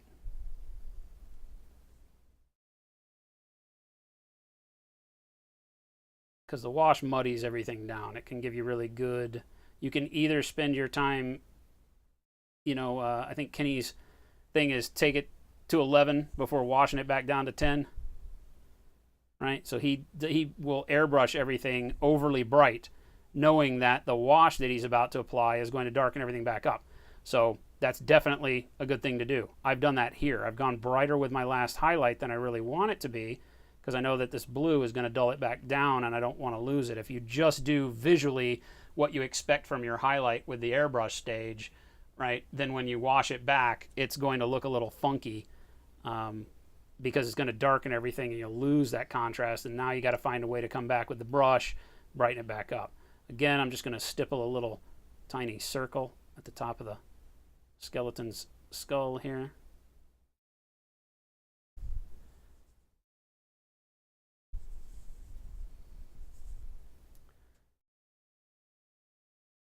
I know that all this paint is over here just drying in my airbrush as I'm using the cup as a way to do this. I really need to have Kenny send me 500 water bottle tops.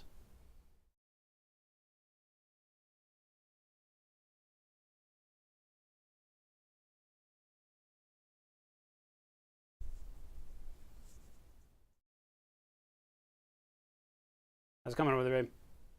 Pretty good.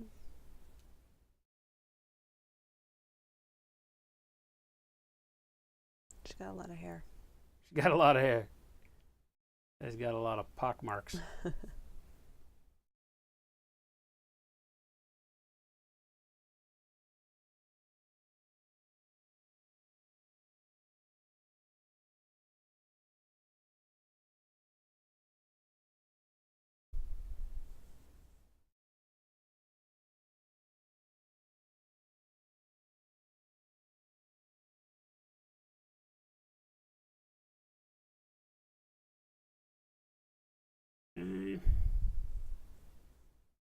I'm pretty good about all this.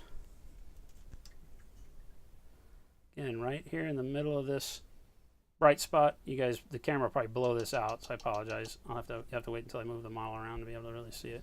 But I'm just going to stipple, blend this in using that dotted pattern, and then blurring it with my finger a little bit. And that gives me one kind of very bright spot in the middle of all that. You're not really seeing it. There you go, kind of.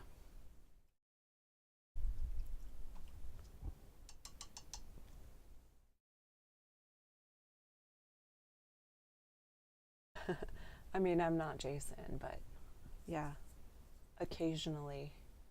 What's that? I enjoy painting. She was all excited. When I was like, so you paint tonight? She's like, I want to. I really want to paint. I love that. I like a project. Well, we only have about 80 million around here, so have at it. Get good, scrub. Then you can paint all this stuff. It's already to the level where she should just be painting and I should just be taking naps. No. Why do you fight it? You like to say Why do you that, fight but your you know talent? it's not true. Huh? I said you like to say that, but you know it's not true. Well, I know I don't really take naps, but you could do all the painting. No. I'll sit around for, you know, moral support. Read books. I do that.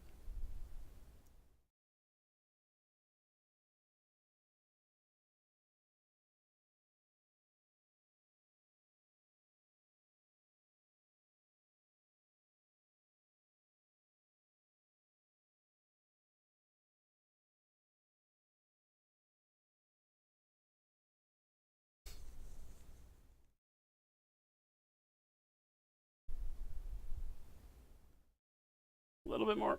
Then I clean the airbrush. Got a lot of paint in there. That's a good thing, though. Sometimes when I go to do this, I'm like bottom of the barrel, using like the last skim of paint in the bottom of the airbrush, wishing that I had mixed more.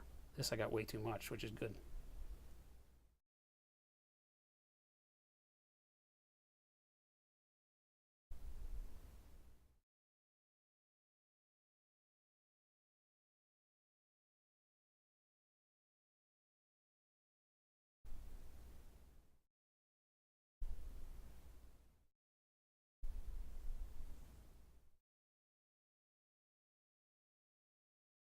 Hail these off to where they just, as they go down in the shadows, they just kind of disappear. Small Adventure, what is going on? Great name. Thank you so much for that follow.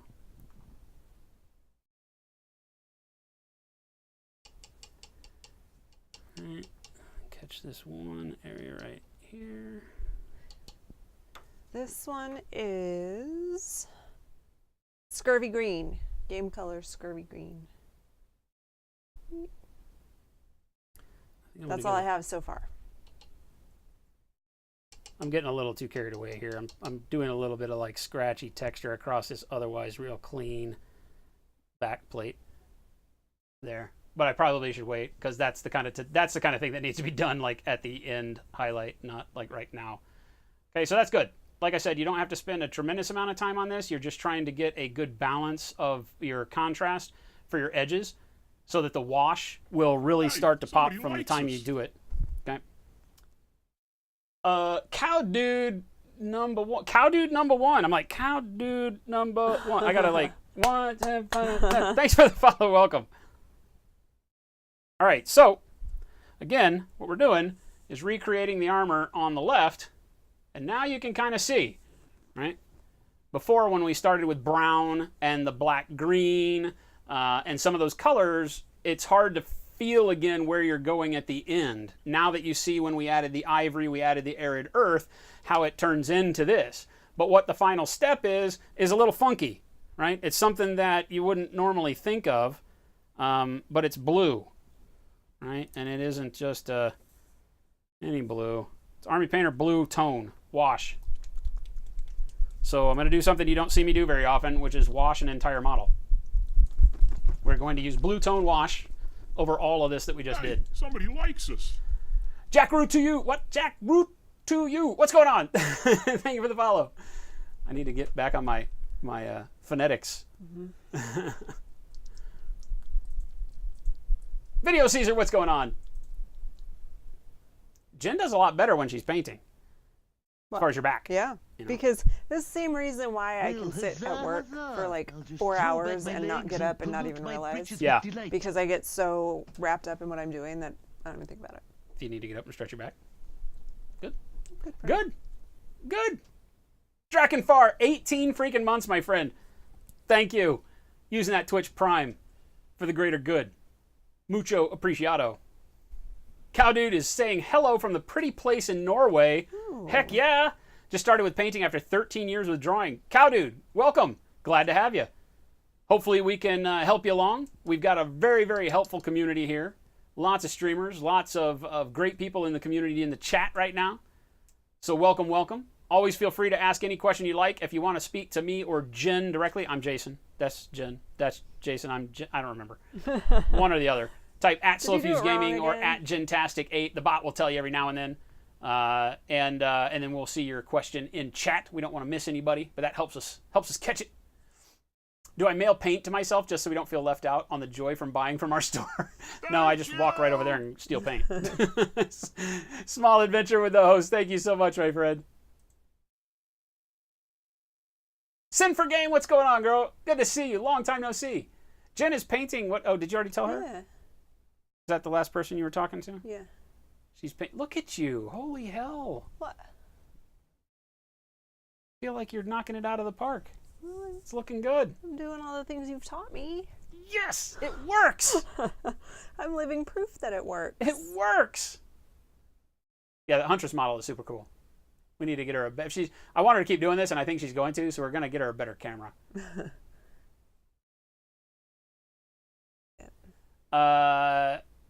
Gooey moaning.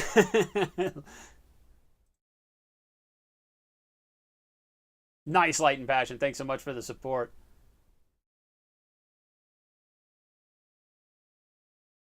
Something wicked. I didn't ever. Well, I do say I'm pretty, actually. Sometimes I say I'm the pretty one. Everybody knows I'm lying when I say that, though. Like nobody would ever believe that. Myrtle, what's going on? Love your face right back. Good to see you, man. World Eaters, you finished your welder girl diorama. Is there a whip tonight so you can show it off? We may. We may. What time is it? 7 o'clock? We got about an hour. It is the Age of Sigmar 2.0 release night, so I'm going to be leaving right after stream. Probably going to grab a bite to eat and then going down to our FLGS to hang out with everybody and shoot the poop. Jacob Jansen, what is going on? Thank you so much for the follow. About all the Age of Sigmar stuff. I've never played. I don't know much about the game. I was doing a commission for Age of Sigmar, and I got wrapped up in all this Nurgle stuff, which is what you see us doing here. And I'm really enjoying it. So I'm anxious to get the General's Handbook and figure out all the stuff and put together an army in our Slow Grow League and actually play my first GW game in like a bajillion years. See how that actually works out. Thank you so much, Small Adventure.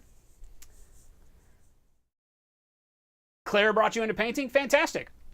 Well, glad to have you. And yes, Jace Wolf, we're using a wash. I'm not even going to thin it down. Well, I am. I'm going to use a wet brush, but I'm not really thinning this down much. All right? I don't want to go full body wash. You know me better than that. Full body wash. Hey. I'm not going to go, full on over the top with it. I'm going to use our utility brush, the BW2, the Base Wash 2. So it's the smaller of the round-bodied utility brushes, the synthetics that we sell.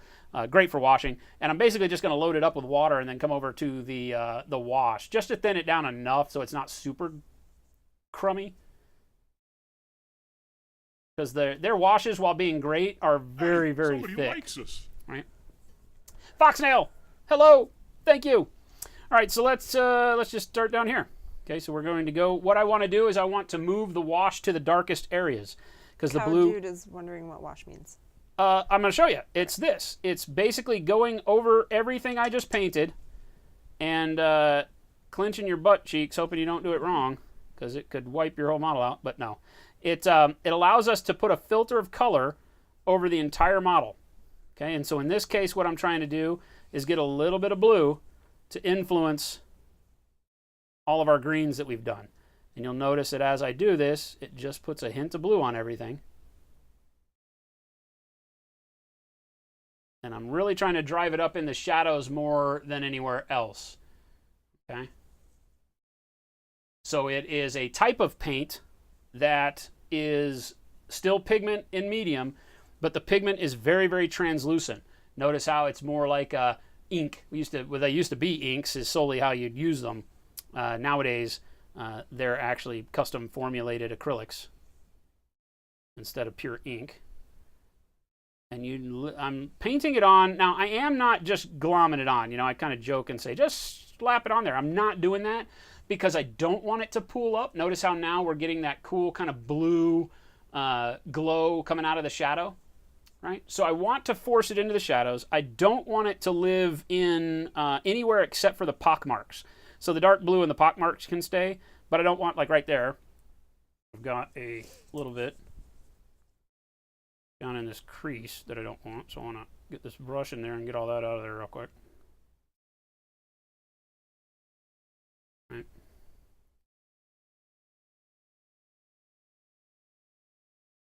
I'm making sure I knock some of it off before I come over to the model. And again, my brush stroke is always going to bring the wash over to the darker areas. However the model wants me to do that. So here, the darker area would be right here in the kind of the valley of that ankle. I don't want to leave that spot there, so I'm going to take that and move it off to the inside of the calf, because the wash will get kind of big pools on the model, because it kind of follows the dimension of the model itself, and some models will have little divots every now and then. So, you know, and I'll paint a little bit more into those dark spots and along the edges where I want more shadow.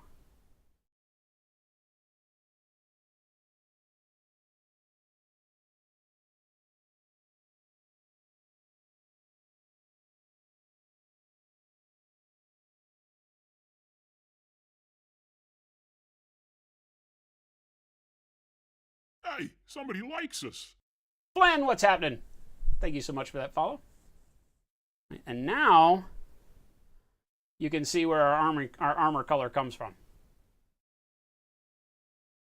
Right? So now we've got that nice darker green, right, with that blue tinge to it that we have on the other model. And that's how we've achieved this color of armor. The blue wash doing a lot of the heavy lifting at the end for that hue shift that kind of puts it right where I wanted it. I wanted it to be kind of a bluish, greenish black. Not gonna lie, I couldn't get more specific than that as to what I was going for. You know, I wanted bluish, greenish, black, and so that's what we got. And I didn't want to try to force blue on it too early, so I was like, well, I'll just try a blue wash just at throw the back end. my legs and pollute my britches with delight. Thank you so much, Shamsail. Shamsail. What's going on? Thank you so much. 7 freaking months.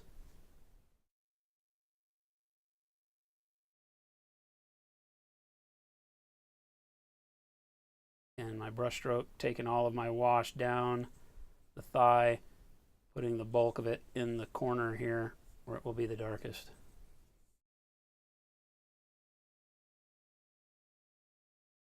And I'm not trying to do it all with one pass, right? I'm always saying that. Make sure that you are not forcing it. If I have to come back with another coat, that's fine. I don't want it to get too crazy in the first pass, because I don't want too much wash building up. I don't want it to be dark where there isn't really supposed to be a shadow, stuff like that. So I'm going to, here, brush stroke going in underneath where the darkness would be. And then reverse that and go left to right for this side.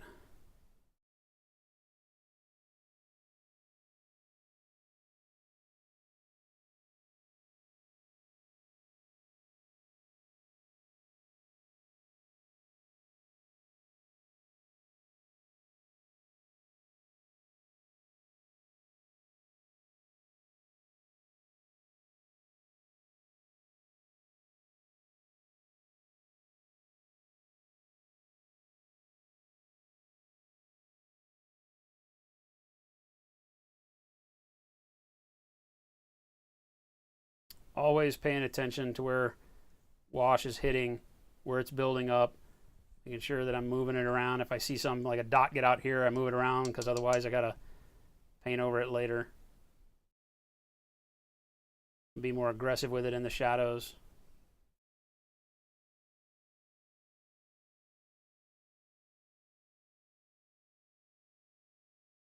Hey, somebody likes us.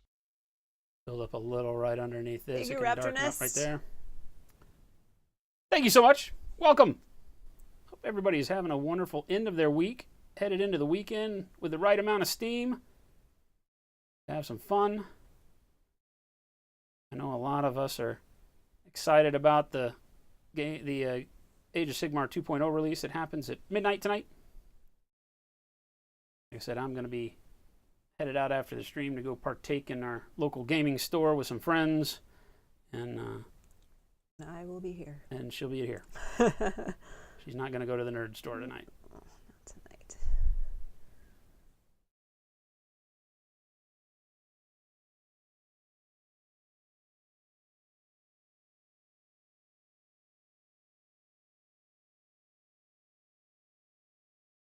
Again, paying attention to any kind of pooling up that I see and moving it around.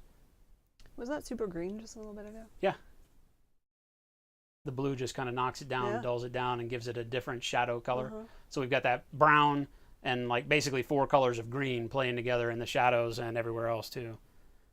And this is just the first pass with the blue. I'll come back and add a little bit more in the shadows to darken them up and get a little bit more of that hue variance in some of these areas. But I'm going over everything, right? Even over the brightest part of this skull, over all of our highlights that we just spent time doing, the whole 9. It'll dull those highlights down, so when I come back with the real highlight color, I say the real highlight color, that highlight color again, right? It'll be even brighter.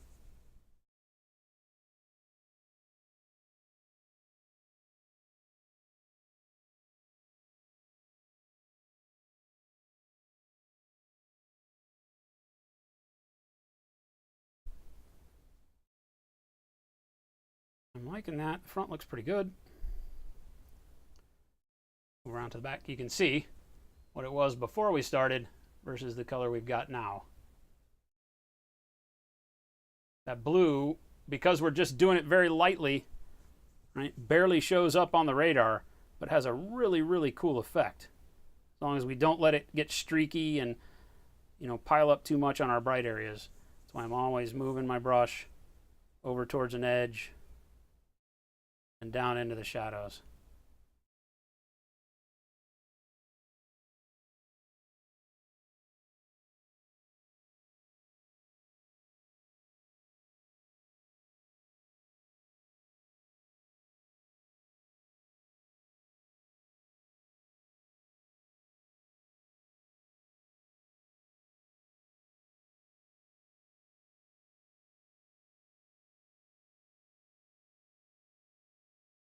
Look like we'll have much time to work on skin tonight. But I'm hoping that everybody's getting quite a bit out of this.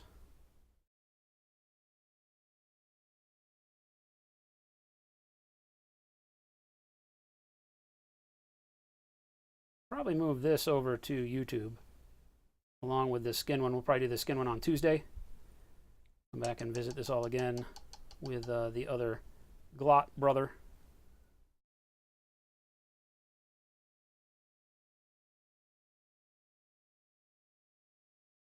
Again, you have to be careful because washes will leave brush streaks and they're very, very apparent through your brightest areas. So I don't want to, you know, I'm always trying to make sure I don't get too much texture up here where my bright highlights are.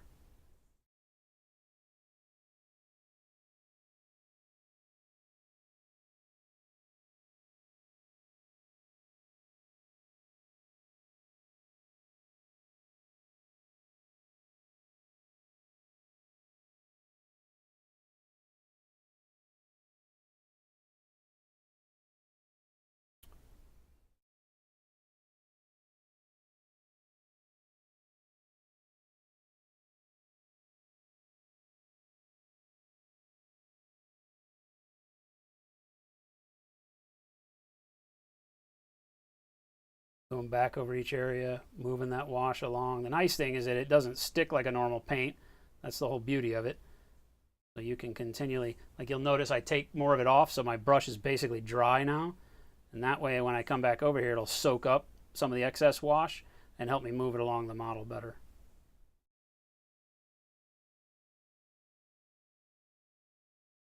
Like so I don't have any buildup anywhere.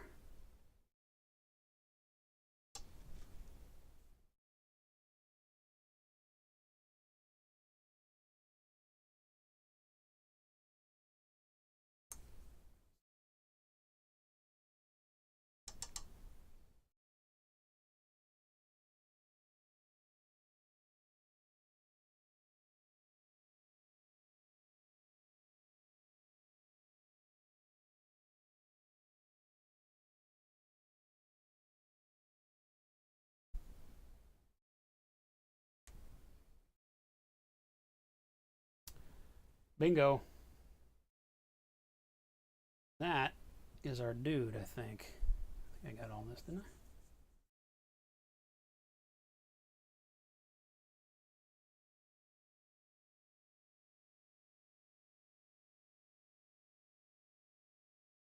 I? Right now, by the time I'm done with the rest of the back there, it looks like I'm pretty good to go to add more on the front if I want. Want to wait until the first layer of wash sets up and looks at least dry before you start piling in any more. Now, I'm not going to do the whole area again. I don't want more blue out in the real prevalent highlight areas. I'm just going to stick to my shadows. So I'm be very careful here up underneath and then pushing blue back into my shadow around the waistline on the side of the chest here.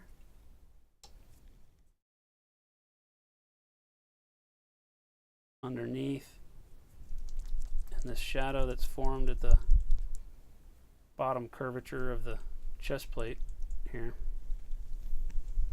A little bit more. And then a little bit on the bottom of these circles.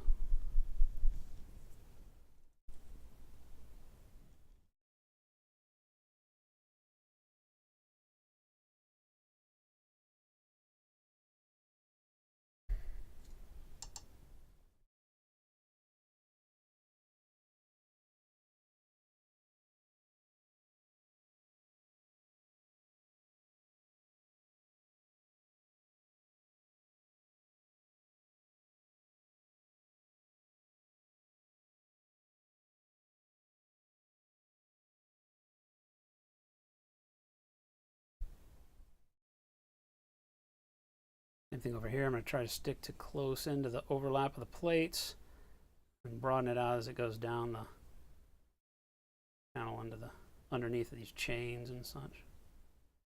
Poke around in there to make sure I get it all in there.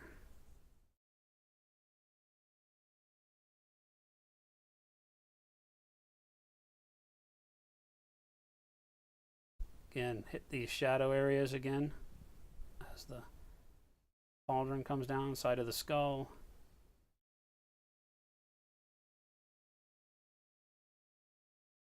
Underneath of the arm,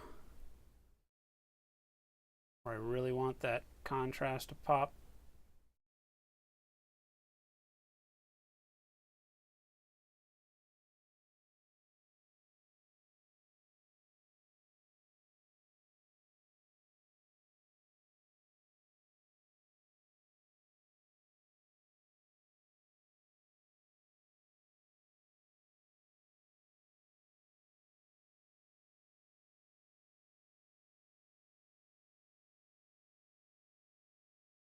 Bingo.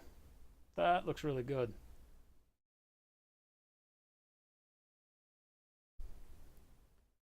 Again, down the bottom side of this knee into the shadow. Just pull a little bit more blue. Brush direction is everything here. Notice how my brush direction starts up here and pulls it down into the shadows. I'm very repetitive about that. You gotta pay attention to your brush stroke direction so you're delivering paint where it needs to go. And it helps you a lot with your blending. If you find yourself having problems with blending on the model, whether you're wet blending, two-brush blending, dry blending like I'm doing right now really, which is just, you know, paint over dried paint, your brush direction, you're going to leave the most pigment wherever your brush stroke ends, And so if you're, moving your brush like I do, I paint everything back into the shadows generally. When I'm doing highlights, of course, that reverses, and you pull your paint towards the highlight so that it'll build up more brightness at the top end of whatever it is you're painting. But for stuff like this, because it's a darker color, I'm trying to force it into the shadows, so my brushstroke always ends where those shadows begin. And that's huge. So just spend some time, if you don't already, spend some time during your painting sessions watching your brushstroke, asking yourself, am I pulling this paint in the right direction? If I'm painting a very light color, am I pulling it towards my highlights?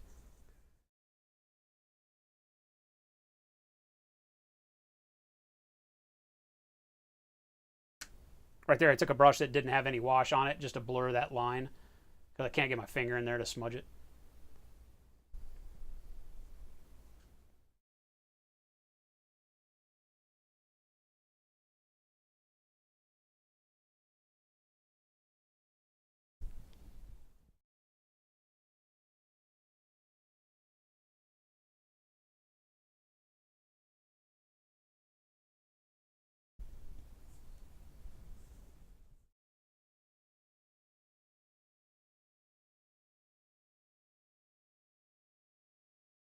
Notice my brush stroke is always from the brighter area, pulling color down to the shadow.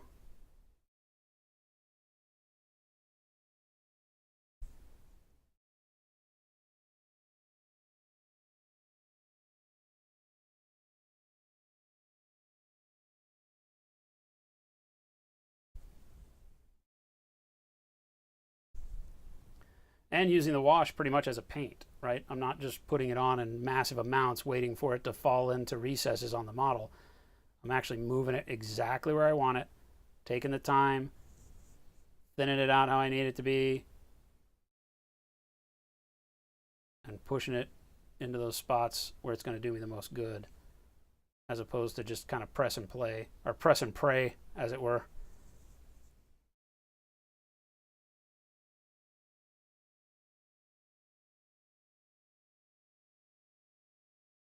Again, can't get my finger right along that smudge line, so I'm just going to take a brush, kind of squidge back, so I don't get a hard edge.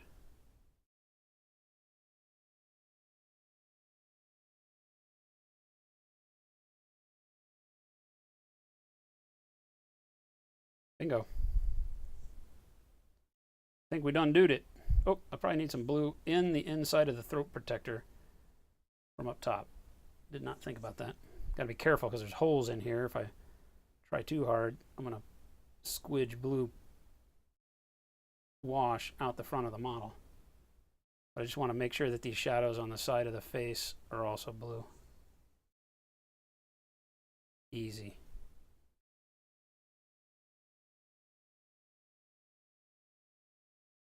Super easy.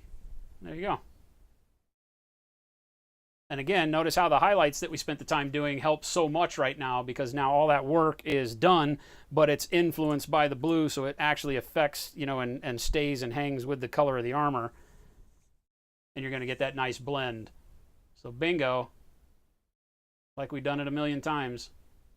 Now I just go back with that same light green RLM mixed with some ivory and start doing my final highlights. Notice how I've punched up the brightness on the top of that knee for him. I'll probably do something that bright right around, the center of the chest right there, and the top of the throat protector, top of the arm and shoulder maybe. So that'll be our next step. And that's how we get that armor color.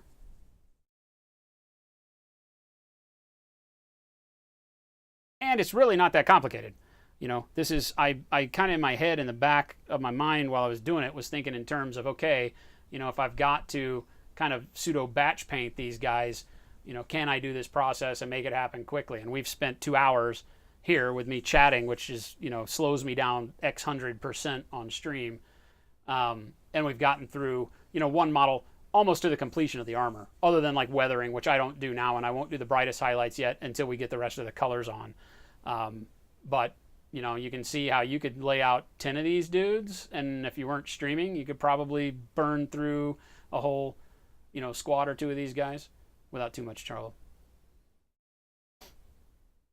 The Big Phil, what's going on? Have I had any issues basing plague drones? You're finding they are way too low. How do you mean? Do the plague drones sit on a clear peg? Is that what the problem is? Because I don't have plague drones. I have the Blight Lords, the mortal version. And the mortal version all drag on their tail. It's all part of the thing. They don't have clear pegs. If the plague drones are on the clear pegs, you got to get the big peg, probably. They make 3 different sizes of maybe 4 different sizes of the clear pegs. So you probably just got to use the bigger peg. If that's what you mean. Like I said, I don't have any here, so you'd have to tell me. Foxnail asks, will ink mixed with medium work for washing? It could work like what I'm showing you now. You have to be careful with inks, though. Inks have a tendency to stain the paint underneath them quicker, especially if you're using inks that are more dyes. You know, the acrylic inks you can probably do that with. I don't do that very often. I've got some inks. So like there's a, you know, I use the Bombay India inks, right? So these are more of a dye, and they're going to stain a model pretty quick. They're not as able to be moved around as readily as a real wash. You could try, if you wanted to make that on your own, you can do it with ink, acrylic medium, and some water in there too, probably to thin it down the way you need it, and then just like a little drop of clear unscented dish soap. Some people use like floor wax. You need something that breaks up that surface tension so that it becomes movable on the surface of the model. The inks dry real quick, and the problem with an ink is that water reactivates it real quick. So if you're trying to push it around, instead of getting a nice smooth sheen like what we got here where it tints everything the blue we wanted, you wind up pushing your blue off of the base coat and into a place, and you didn't leave any behind. So I don't recommend doing it that way if you're not used to it, but you can definitely learn how to make that work for you.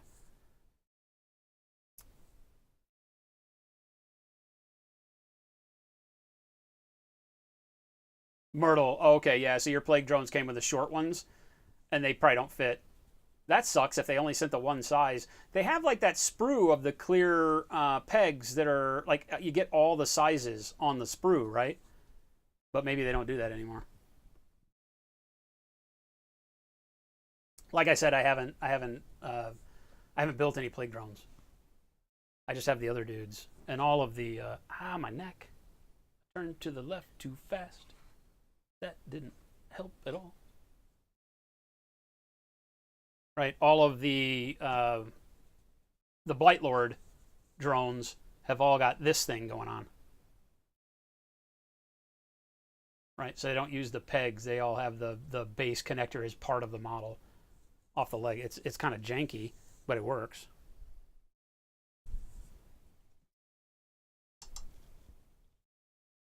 All right, I need to, before I forget, because we did this edge highlight, and look at me.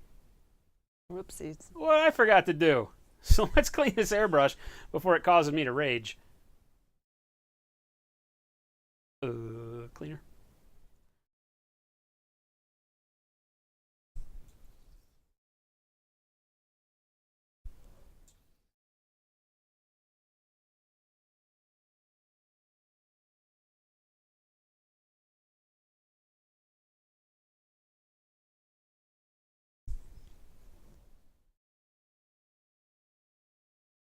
Not too bad. Not too chubby. Anytime you wipe the bowl of your airbrush with a napkin or a towel or whatever, make sure that before you pull the trigger and run any liquid through the nozzle that you always wash it out a few times again. Just so if you've got, I use cheap paper towels, so I know that part of the paper towel shreds and goes into the cup. You don't want to try to blow that through the needle. So rinse it out before you go back to trying to put any material through the brush. Be smart. Like I'm the one to tell you to be smart. Don't listen to me. I'm an idiot.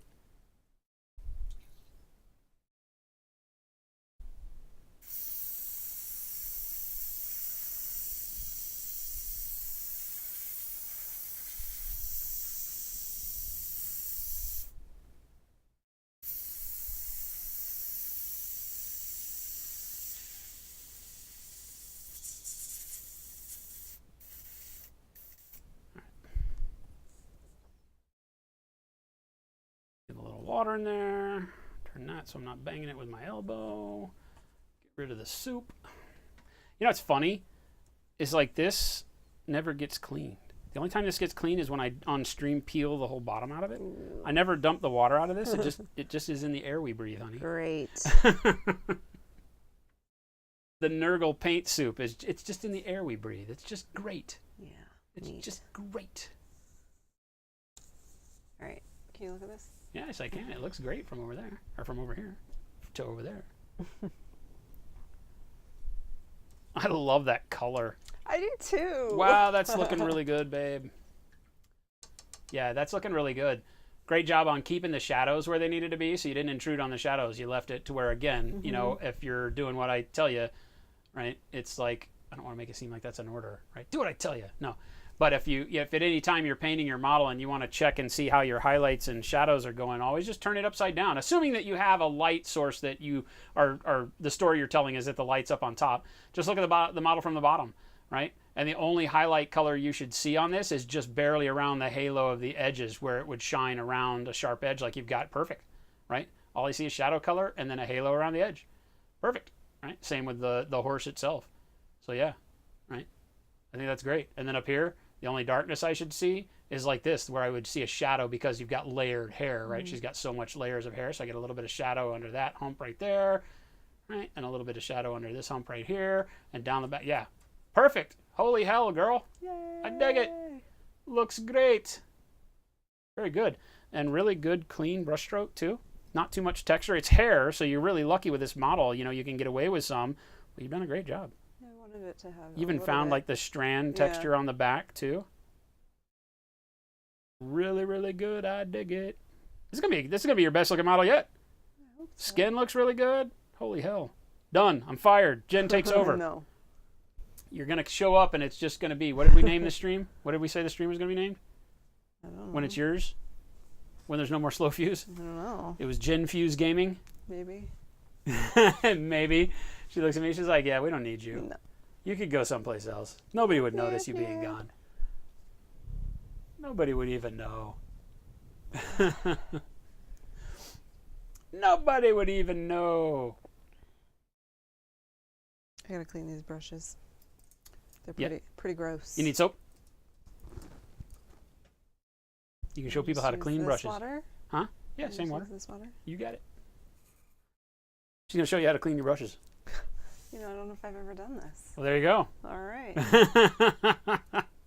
Guess I should know what I'm doing here. There we go. Right. Look, yeah, right? Look, it's something wicked. She's plotting. Her wicked smile. She's plotting. Jen, using Jen's brush soap. This is a first, I think. Uh-huh. I don't know if you've ever really cleaned a brush. Uh-uh. There you go.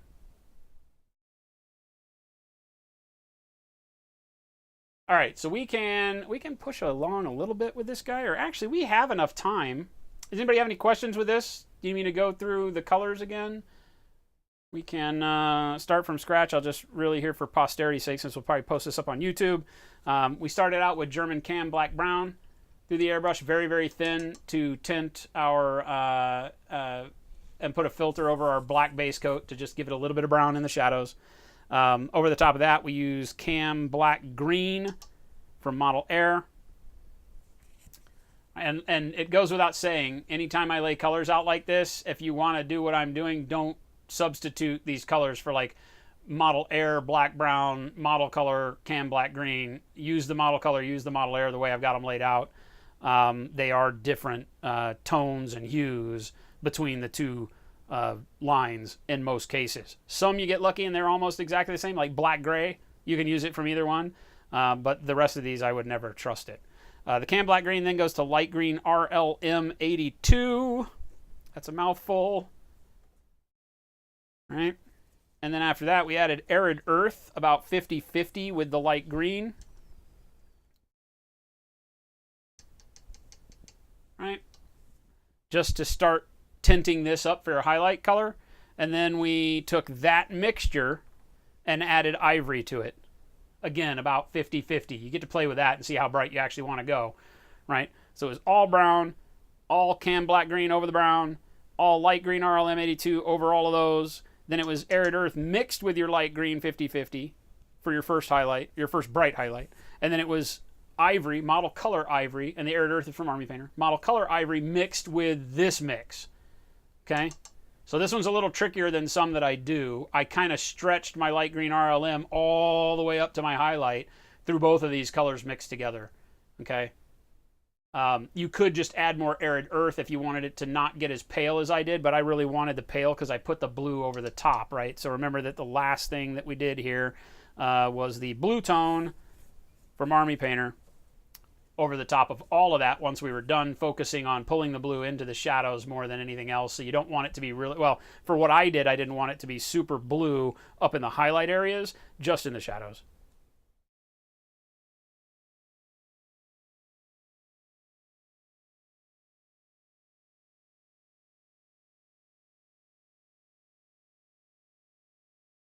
Except you can have Hijacked by Unicorns, the song, for her opening.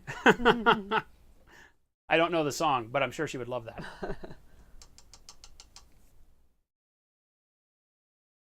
Bill Neary, not ivory. What do you mean, not ivory? I used ivory. Bill Neary saying ivory from Model Color and Model Air does not work because he made the mistake of buying the Model Air ivory. And he was the one that I didn't ask via email. Like, he knows. Because I'm like, Bill Neary knows. He watches this all the time. He's always in chat. He knows if anybody does. He must just really like Model Air Ivory as a color. Because Model Air Ivory as a color is a great color. It's more like a bone ivory. It's a deeper ivory. Great color. Not the ivory that I use on stream ever. Not the ivory that I use on stream ever. I felt bad about that, Bill. But he does have good colors. It's not like the Model Air Ivory is a bad color. It's a great color. It just won't do for you what the Model Color Ivory will do for you. So that's what that is all about. I'll just go ahead and start the flesh on this guy, right? So you can kind of see he doesn't have a lot of flesh, but we'll go ahead and build it up using the same thing that I've been doing. So that way you'll get a little bit of insight into the Nurgle flesh, and then we'll on Tuesday what we'll do is we'll focus on the other Glot brother, since I've already got a base coat on him. He said, funny story, I'm using the hell out of it. Nice. It's a great color. Great for rope. It literally is a great color. I was going to say it's a great color for stuff like that. You know, for starting in with leather, hemp, you know, rope color, that kind of stuff. It's great. Great. It's also great for skeletons. That's kind of a base coat for that kind of stuff. All right, so we're going to start with green brown. Again, Model Air Green Brown 71020. All these colors are available over at soulfusegaming.com. There you go, advertising. I'm horrible about that. Exclamation point store in chat will, of course, take you to our store, believe it or not. I can do that now. Where you can partake in all of the lovely hobby supplies that you see me using live here on stream. Our brushes, Jen's brush soap, all of these paints, Gouda stuffs. All right, so I'm just going to take this green brown and very thin, start painting that over, directly over the black primer. You can make yours full screen now because I'm done. Are you done painting? Yeah. Unless you think that the hair needs anything else. No. Okay. I think you nailed it. Then I'm done. You'll highlight it more at the end. Yeah. But for now, solid. Okay. Solid.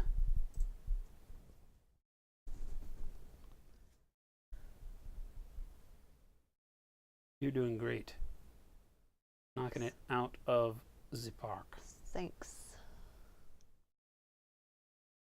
And didn't even have to ask me anything. You literally are just over there motor along like without any issue. I've paid attention. I think it's great. I listen. It's awesome. Like I said, pretty soon, Gen Fuse Gaming. Nope. I don't know how to airbrush, so that can't happen. Oh. Well, so guess what we're doing next Friday, guys?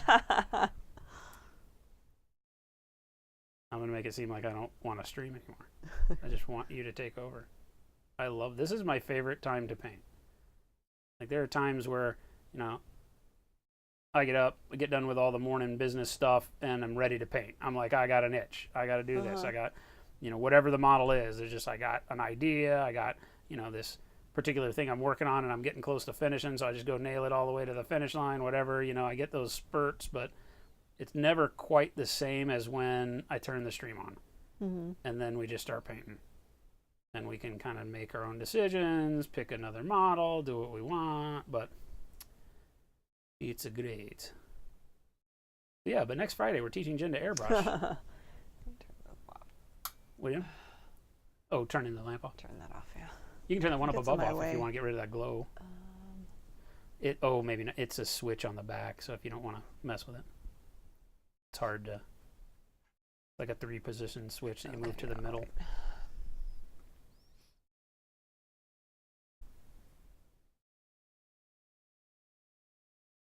I mean, it seems like the next logical step, right? What's that? Airbrushing. Yeah. Airbrushing would help you a lot with stuff like doing that white skin. Yeah. Right? Airbrushing is a really good shortcut to blending on large open areas. Pollute my britches with delight. Thanks, Camo Specs. Camo Specs. 12 months. What's going on, man?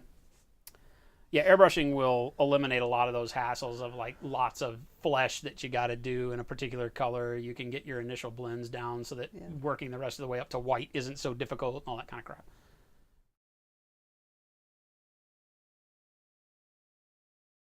Again, the ultimate skin color that we're going for is this. But we're starting with this crazy brown green. Right? And like I say a lot of times, the color that you'll see me begin a project with like this, like doing flesh and starting with this color that you don't really even see at the end. You know, some people ask, well, why do you do that? And the answer is always that, well, you do see it because you're seeing what it turns into with, you know, the other blended colors. Okay, if that makes sense. You don't see this color by itself ever, but I know that in my shadows, I really wanted a dirty, ugly, browny green kind of thing going on this flesh. And so the way to do it is to put a dirty, ugly, browny kind of green early on in the shade level. And this was a perfect color because I know the flesh is ultimately going to be brighter than this as we move up. So this still gives me a really good shadow color at the end of the day. What the hell does he have going on here? Got leather wrapped all around all his arm here, causing his fatty arm to just kind of freak out and just kind of squeeze out around the edges. Fat guy with a tight belt.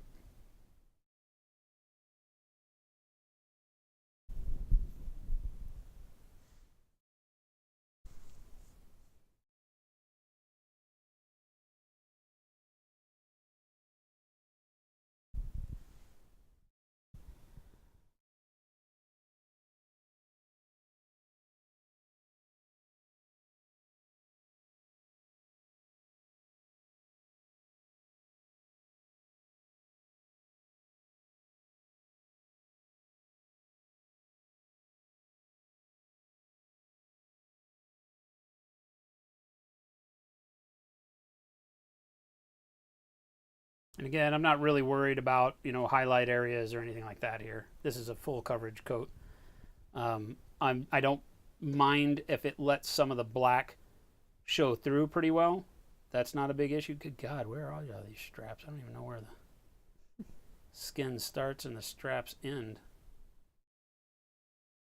So if a little bit of the black shows through the green, perfect. Not a big deal. Can actually help us.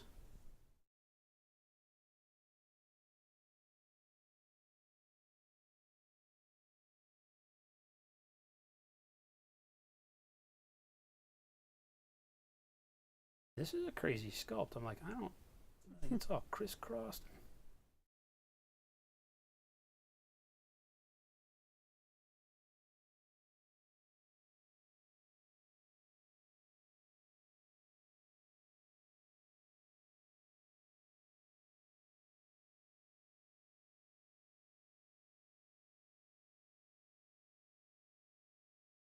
Some sort of knuckle protector here on the front.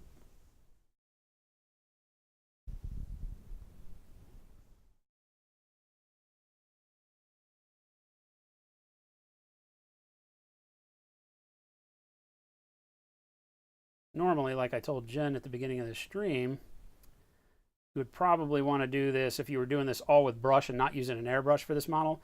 you'd probably want to paint all this skin first, so that you didn't have to do what I'm doing right now, which is be very, very careful about getting paint on the armor, because the skin is technically some of the deeper, like the face is inset in the armor, so you got to be real careful now when painting all that that's down in there. But because we were airbrushing so much, we got to do the airbrush part first. It just kind of goes without saying, otherwise you wind up in a pickle.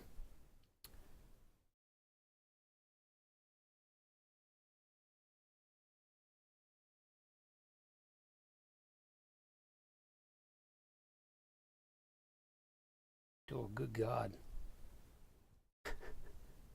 Looking at his foot.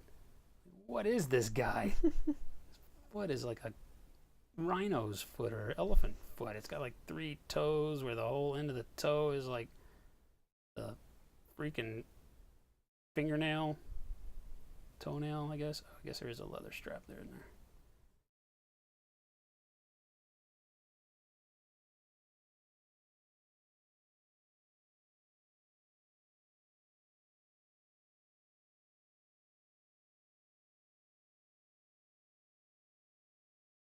Jen the other night was like, what are these people that design these things? What do they think of all the time when they're not at work? You looked at, what was that, the cover of one of those books? Like the Maggot Ken book, with the guy's guts all falling out? Yeah. Dude, that toenail's like 3 toes worth.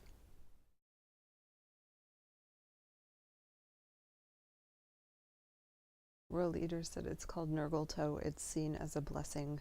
Is it really? Is that a thing, or are you just making that up? Sounds pretty good to me, though. Sounds real. Sounds pretty good to me. I'll go with that. I'll buy that for $1. Nurgle toe. Yeah, I'll buy that for $1.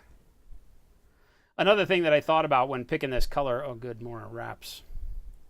When I was picking this color, another thing that I really thought about was the fact that if I wanted to move away from the more, you know, pinky human flesh tone, like Caucasian flesh tone with all the buboes and plague bubbles and all that stuff, that I could actually go to, you know, more greens and ghastly colors with this as a base coat. So it lets me, you know, play around a little bit. I don't know that there actually is any skin, but I feel like there is. I don't know. I'm going to go ahead and paint this as if there's skin poking through here. It may be that. Starts with an ingrown toenail. Oh, God. Ugh. Blah. I feel like I'm going to, as I'm painting this model, I'm going to find out all the things I did wrong around these wraps. It's generally what happens. I feel like there's like a little toe poking out here. Blah.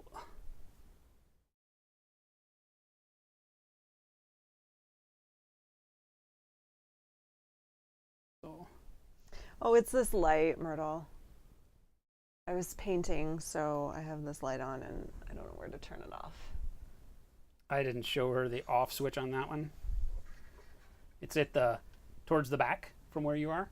Yeah, back there. Over to your right. On the little hump that sticks up. See that? No. This, yeah, see where the wire goes in? No, look at the top. See the wire that goes in? Right here? To the right of that. Yeah. Bing. Okay. That's not that difficult. I didn't say it was difficult. That was a lot easier for you because it's a 3-position switch. Whenever I hit mine over here, I always wind up turning it to the other position. Oh, okay. I'm not as smart as you, is what that really means. You're much better with lights than I am, it appears.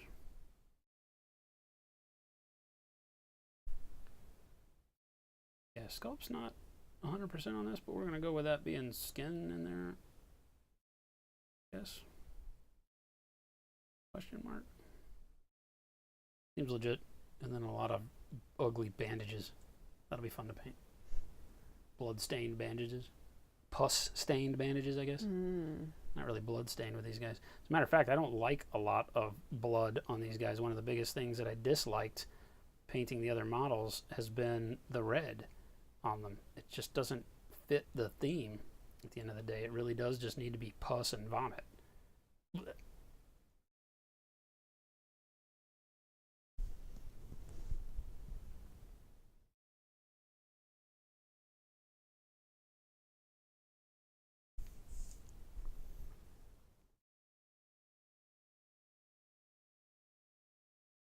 I think just one. And I'll wait till he's done painting. What's that? a wet willy. I Aw. owe one more wet willy. No. Really? Yeah. The last one was good. The one that went from wimpy, Well, wimpy, wimpy to hefty, hefty, hefty yeah. real quick. I mean, you know, you complained about it, so Hey, you Had got to make it give. right. Well, I mean, you know, you're cheating them. yeah, I can't cheat the people. Can't cheat the people. I don't know why I'm telling you this. I should be going, oh yeah, that was a great one. I feel like if ever I was going to lie, it would be about the quality of a wet willy that was just done to me. No, that was great. Worst one I've ever had. Please, oh no, don't do it again.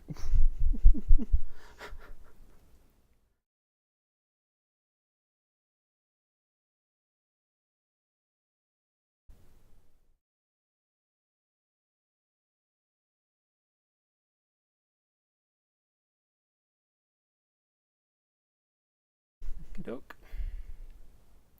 That's about it. It just simple coat, you know, like it's a little darker on his lip. I don't care. It doesn't really matter to me because it's not like I'm going for anything other than just the filter of color on this one so that it's no longer black primer everywhere. I missed a little bit on his hand though. Again, my thought process when I'm painting is to just start with what color do I want my shadows to be and then work up from there. Always painting up from my darkness, picking the color that I want the darkness to be early on. Sometimes, like what we did on this armor, you know, the color I choose is something that'll be affected in the end by something like that blue wash, right? We did the brown and the green shadows, and then the blue wash comes over the top of all that and really makes the armor color what we set out to get.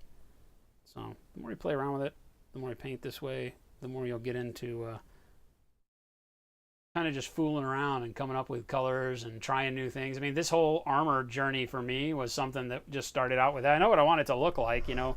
I want it to kind of be like the GW Incubi Darkness paint, but cooler, because I feel like that Incubi Darkness is kind of bland. But I like that color, that blackish, bluish green. And so we kind of created our own version of it here by layering up, and we get much better shadows and everything else than starting with that. Time is it? 7:43. I think we got to do a little bit of whip. Some people were looking about whip. So we'll do some whip real quick, and then on Tuesday we'll come back and focus on flesh on these guys because he doesn't have enough to really show you. I mean, it'll look good when we're done, but he doesn't have a whole lot of flesh. This guy's got a lot more. And remember that what we're trying to do is get our flesh to be some stage of this. Right? And we've got a lot of room to play with all of the colors that we go up to. We might not need to go as pale on all the models to make them all a little bit different. We can use the colors that you use to get kind of even a paler skin, but starts from lighter, so it looks overall more pale as opposed to going into like a tan flesh. You could eliminate the tan flesh. We could eliminate the brighter color flesh and have it be darker. Switch it all together and use this green brown and just build up kind of in that layer of green browns and yellows and have it just look demonic as opposed to anything once human. I like the fact that it looks kind of once human. I feel like that's a little more disturbing than just blue or green skin sometimes. But so we can focus on Tuesday on a little bit of that and start doing the flesh more. What Willie is a sacred thing. There should always be more than one left. All right, here we go. You just got to deal with it. It's what the people want. I'm not looking. Ah! Ah! No, I'm not going to say it. Ah. It's like he doesn't love me. The other one was better for everybody but me. Right?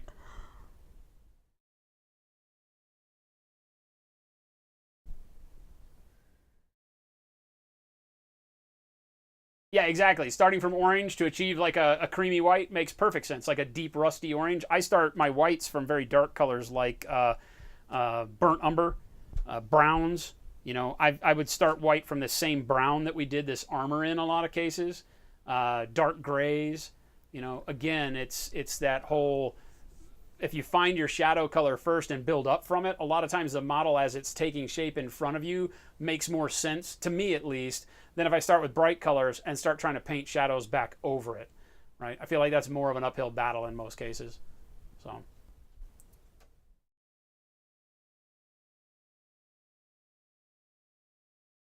Brightonius, what does food and dark humor have in common? Some people don't get it. Some people don't. Oh, that's a dark humor. See what he did there? Some people don't get food. Some people don't get food. Brightonius, that's a good bad one right there, or a bad good one. Got to use your new long wick. Nice, Tevistan. Thank you so much. I hope it continues to serve you well. Welder Girl is uploaded World Eaters. All right, let's go along and take a look at some whips. I did that last week, Myrtle. Refresh this real quick and see what we got. I might go before you do. Oh, okay. Bye, everyone. Awesome. I think we got with the Harlequins, maybe.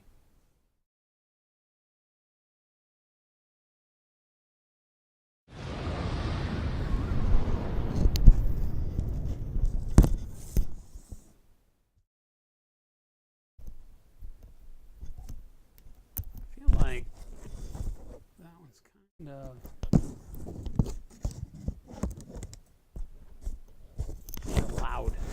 kind of loud. Hi, baby. The intro for the whip, I feel like it might be a little bit loud. I don't know if these were during Kenny's stream. We'll go ahead and take a look at these. It stopped right before these before. Yeah, it definitely was during Kenny's stream. I dig those. That's actually pretty cool with the white and the blue and the white and the red with the color change on those. Stormboy's base coat's done. I feel like that was also on Kenny's. Good again. It looks what? Oh, nice. Age of Sigmar 2.0 drops and we get a storm. We get a what are they called? A haboob? A haboob. I like the lightning shooting out of the anode on the axe. That's done very well. I like this a lot. The idea of that little just bright shock on the axe rather than the whole thing. I dig that. Blah, blah, blah, blah, blah. Stormboy's first stab at non-metallic metal. I don't know. Stormboys, are you in here? I don't know if Stormboys is here, if this was on Kenny's.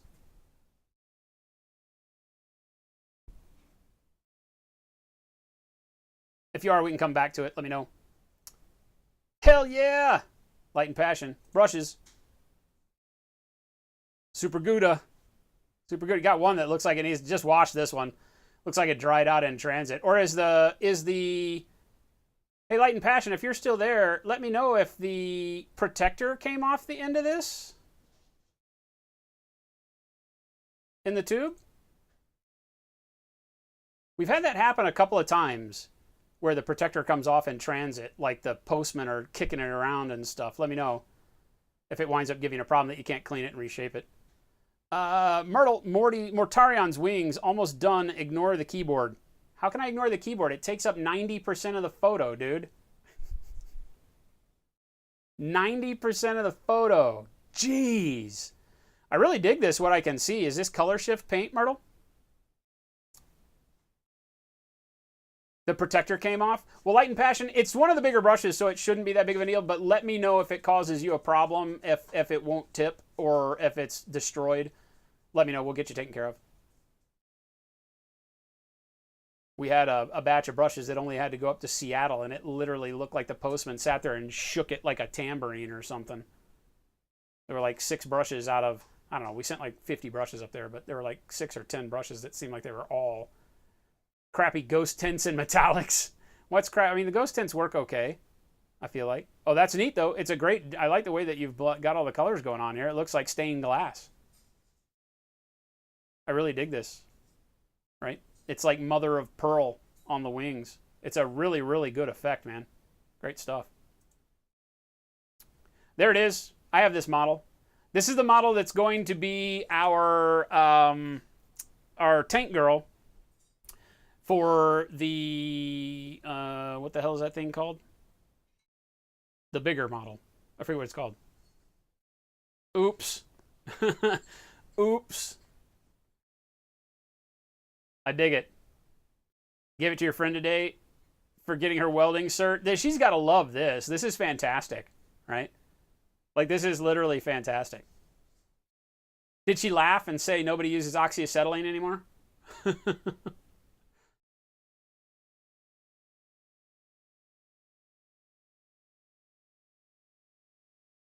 No, it's for the bigger model. I'm trying to I can't remember what this is called. A scope dog. It's the scope dog. What's it from though? Good God, why can't I remember this now? My brain is drawing a blank. The scope dog model that we're converting into tank for Tank Girl, and this same model is the model that I chose to be Tank Girl, which is awesome. This is a rare and hard to find model. Most of them that you get are like Chinese recasts, because the company that does these models for the originals like barely makes any of them. So a lot of them that are floating around are recasts, which doesn't make them bad. It just means that, you know, you're not supporting the original sculptor on them. But you can't get them, so what are you supposed to do? Because it's a great model. Looks great. Great paint. I love it. I love the gear on the ground. This is a great setup right here. She gave you shit about it? Tig and Mig for sure. There's still spots for Mig. Mig is still a great tool. But yeah, Tig is what I would do most everything for. All of my sheet metal work I did with Tig, and all of my heavy work I did with Mig, believe it or not. Like all my framework was always MIG'd. Nice. Great diorama. Looks fantastic. Yep. Really, really dig it. Great color on the jeans.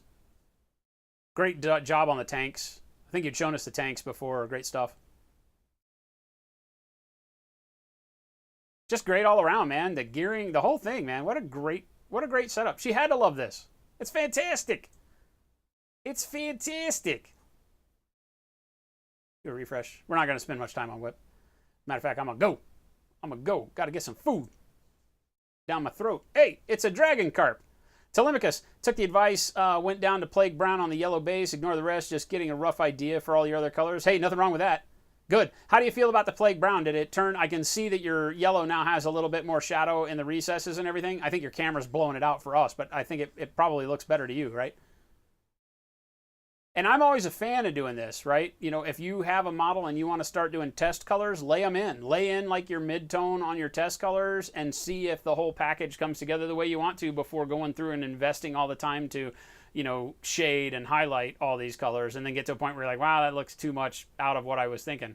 No, I think it's a great way to do it. Gute stuffs.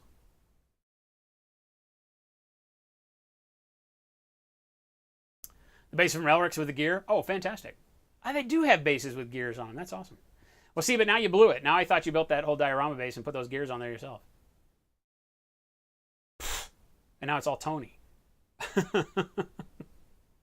Now we just got to say, great job, Elric's. You're liking the Plague Brown base? Good. The front looks like a Mardi Gras float with all the colors on it. Not always bad. Not always a bad thing. That's a fun model, and you can get away with a lot more bright, like amped up color on it, I think. So, good on you. Looks really good. I know, Worldies. I'm just giving you crap. I'm just giving you crap. It's funny how the advent of resin bases has changed the whole world for miniatures, because now you can get that diorama feel even on just your foot slog and troops without having to spend all that time. Because the big put-off back in the day was that, oh my God, I really don't want to have to make, 80 25 millimeter custom bases. I literally just want to put some flock and done. That's why GW, they used to just all be painted green, a little bit of flock maybe, and then a green or brown rim around them, and then done. The model looked fantastic. The base was garbage, but it took so much time to do your army if you wanted to do every base. Now, because I remember like in 2006, MicroArt Studio had first become available sometime around then from Poland to be able to ship to the US. And I was working at GW, and I contacted them and said, hey, this is what I need for 3 armies, I think it was. I had my Savage Orcs for Warhammer Fantasy. I had my Word Bearers for 40K that I was building. And what was the third one that had those bases? Oh, and Wood Elves were coming out. So I wanted to have bases that they did back in the old 25 millimeter square base for Warhammer Fantasy. And then you took the plastic GW trays and made it work, right? And just got a big, huge box of resin bases. I paid out the nose for them to come from Poland. But it was like the first ones that looked really good and were so great. Had like tree trunks on them and stuff. And there was only like 4 different designs and you didn't even care. You know, you had 80 models on 4 different designs, and it's so much repetition on the base, but it was so much cooler than just flock and trim. So it was great. 'Twas great. All right, gang. Boys, girls. Need some bases on these models? Elric, I don't have bases picked out. As a matter of fact, I just have these on the wrong bases, right? These aren't even the right bases for these guys. Just for painting. So I hadn't even thought about that. I'd love to, if you've got something other than, I don't want like Nurgle-y, maybe just shale or something easy would be cool, probably. I don't know. Let's talk. I'll buy some bases from you for these guys. Makes it easy. Especially on shit like that Glotkin, man. That base is enormous. I'm not into it. Kenny was painting that base for his Night Titan tonight, and I'm like, yeah, that's the right idea, man. Because I'm not into building these diorama bases right now. I got so much else going on. Bill Neri, do another refresh on the whip before we go? Question mark? If you're not showing off food, I will. If it's food, not a chance. Not a chance. Is this you? This is an old Terminator chaplain. I think this is the old one. Isn't this one of the old metal ones? Maybe not, because this is the plastic gun. There might have just been a similar pose. Like one of the first Terminator chaplains. I felt like looked like this. Fine. Oh, it's fine cast. So this is one of the old metal ones that they did in resin. Gotcha. Gotcha. Yeah, this is great. I loved these guys. I've still got all of the power armor ones, the regular power. I don't have the Terminator one, but I have all the regular power armor ones with all the scroll work coming out. They all hit like around the time of the Black Templar release, I think, right? The Black Templar upgrade sprues. I think these all came out around that time. And I still have all the metal ones around here someplace. They're on a shelf around here with all the dudes. And it's funny because I like took all their arms and cut them off back in the all metal days. Cut them off to get all the power fist and combos that you wanted with them. I loved it. Get a Crozius and a power fist. Hell yeah. Nice, Drac. This is your first Space Marine? It's a great model to pick, man. These are great. I dig it. Looks really good, too. I like the black armor. Good stuff. Great work on the skull. Yeah, really liking it, man. Good job. Elric, definitely the major conversion days. It took some trying, right? You got the old bone saw and jeweler's saw out and spent like 8 hours cutting it into tiny pieces and then figuring out how to pin it all back together and green stuff between it all. Oh my God. Plastic was a godsend. Because the first plastic sucked now. Hey, somebody likes us. Sergeant Cadet, what's going on? Thank you so much for that follow. Welcome. We're about to close up shop here. I love it, Bill. Great job on this. Looking really good. Looking very good. It is Age of Sigmar 2.0 release night at midnight. Tomorrow, it hits the stores, all your friendly neighborhood GW stores. But tonight, at your friendly local gaming store, hopefully they're doing something. I know I've seen places all over the internet doing like pizza parties and all sorts of stuff for Age of Sigmar 2.0. I am going to run out to one of our local gaming stores and meet with some friends and discuss the game and buy the General's Handbook. And I need to get some food. So I'm going to go do all that stuff and have some fun. So, Bill Neary, thank you so much. 5 freaking months. Mucho apreciado. Cool, Elric. I'll get in touch with you. Thank you much. But ladies and gents, I am out of here. For Jen and I both, we very much appreciate you hanging out with us on Friday night. We know your time is valuable, so the fact that you hang out and watch paint dry with us means the world. We will be back on Tuesday at 2 p.m. Pacific again. As always, lately, I've got so much work on the paint bench that I've been streaming on weekends kind of sporadically. We don't have a schedule for weekend shows, but I have been turning on the computer every now and then if I don't have like a book that I'm knee-deep in on an audio book. Right now I'm listening to a lot of H.P. Lovecraft-esque Cthulhu mythos audiobooks, so it's easy to get kind of strung out while I'm painting. But if I can break away from that, maybe I'll paint some on the weekend too. So keep your eyes and ears open, and have a wonderful weekend. Don't do anything we wouldn't do. Have so much fun that you can't stand yourself anymore, and we will see you back again on Dose Day. Adios, everybody. See you later.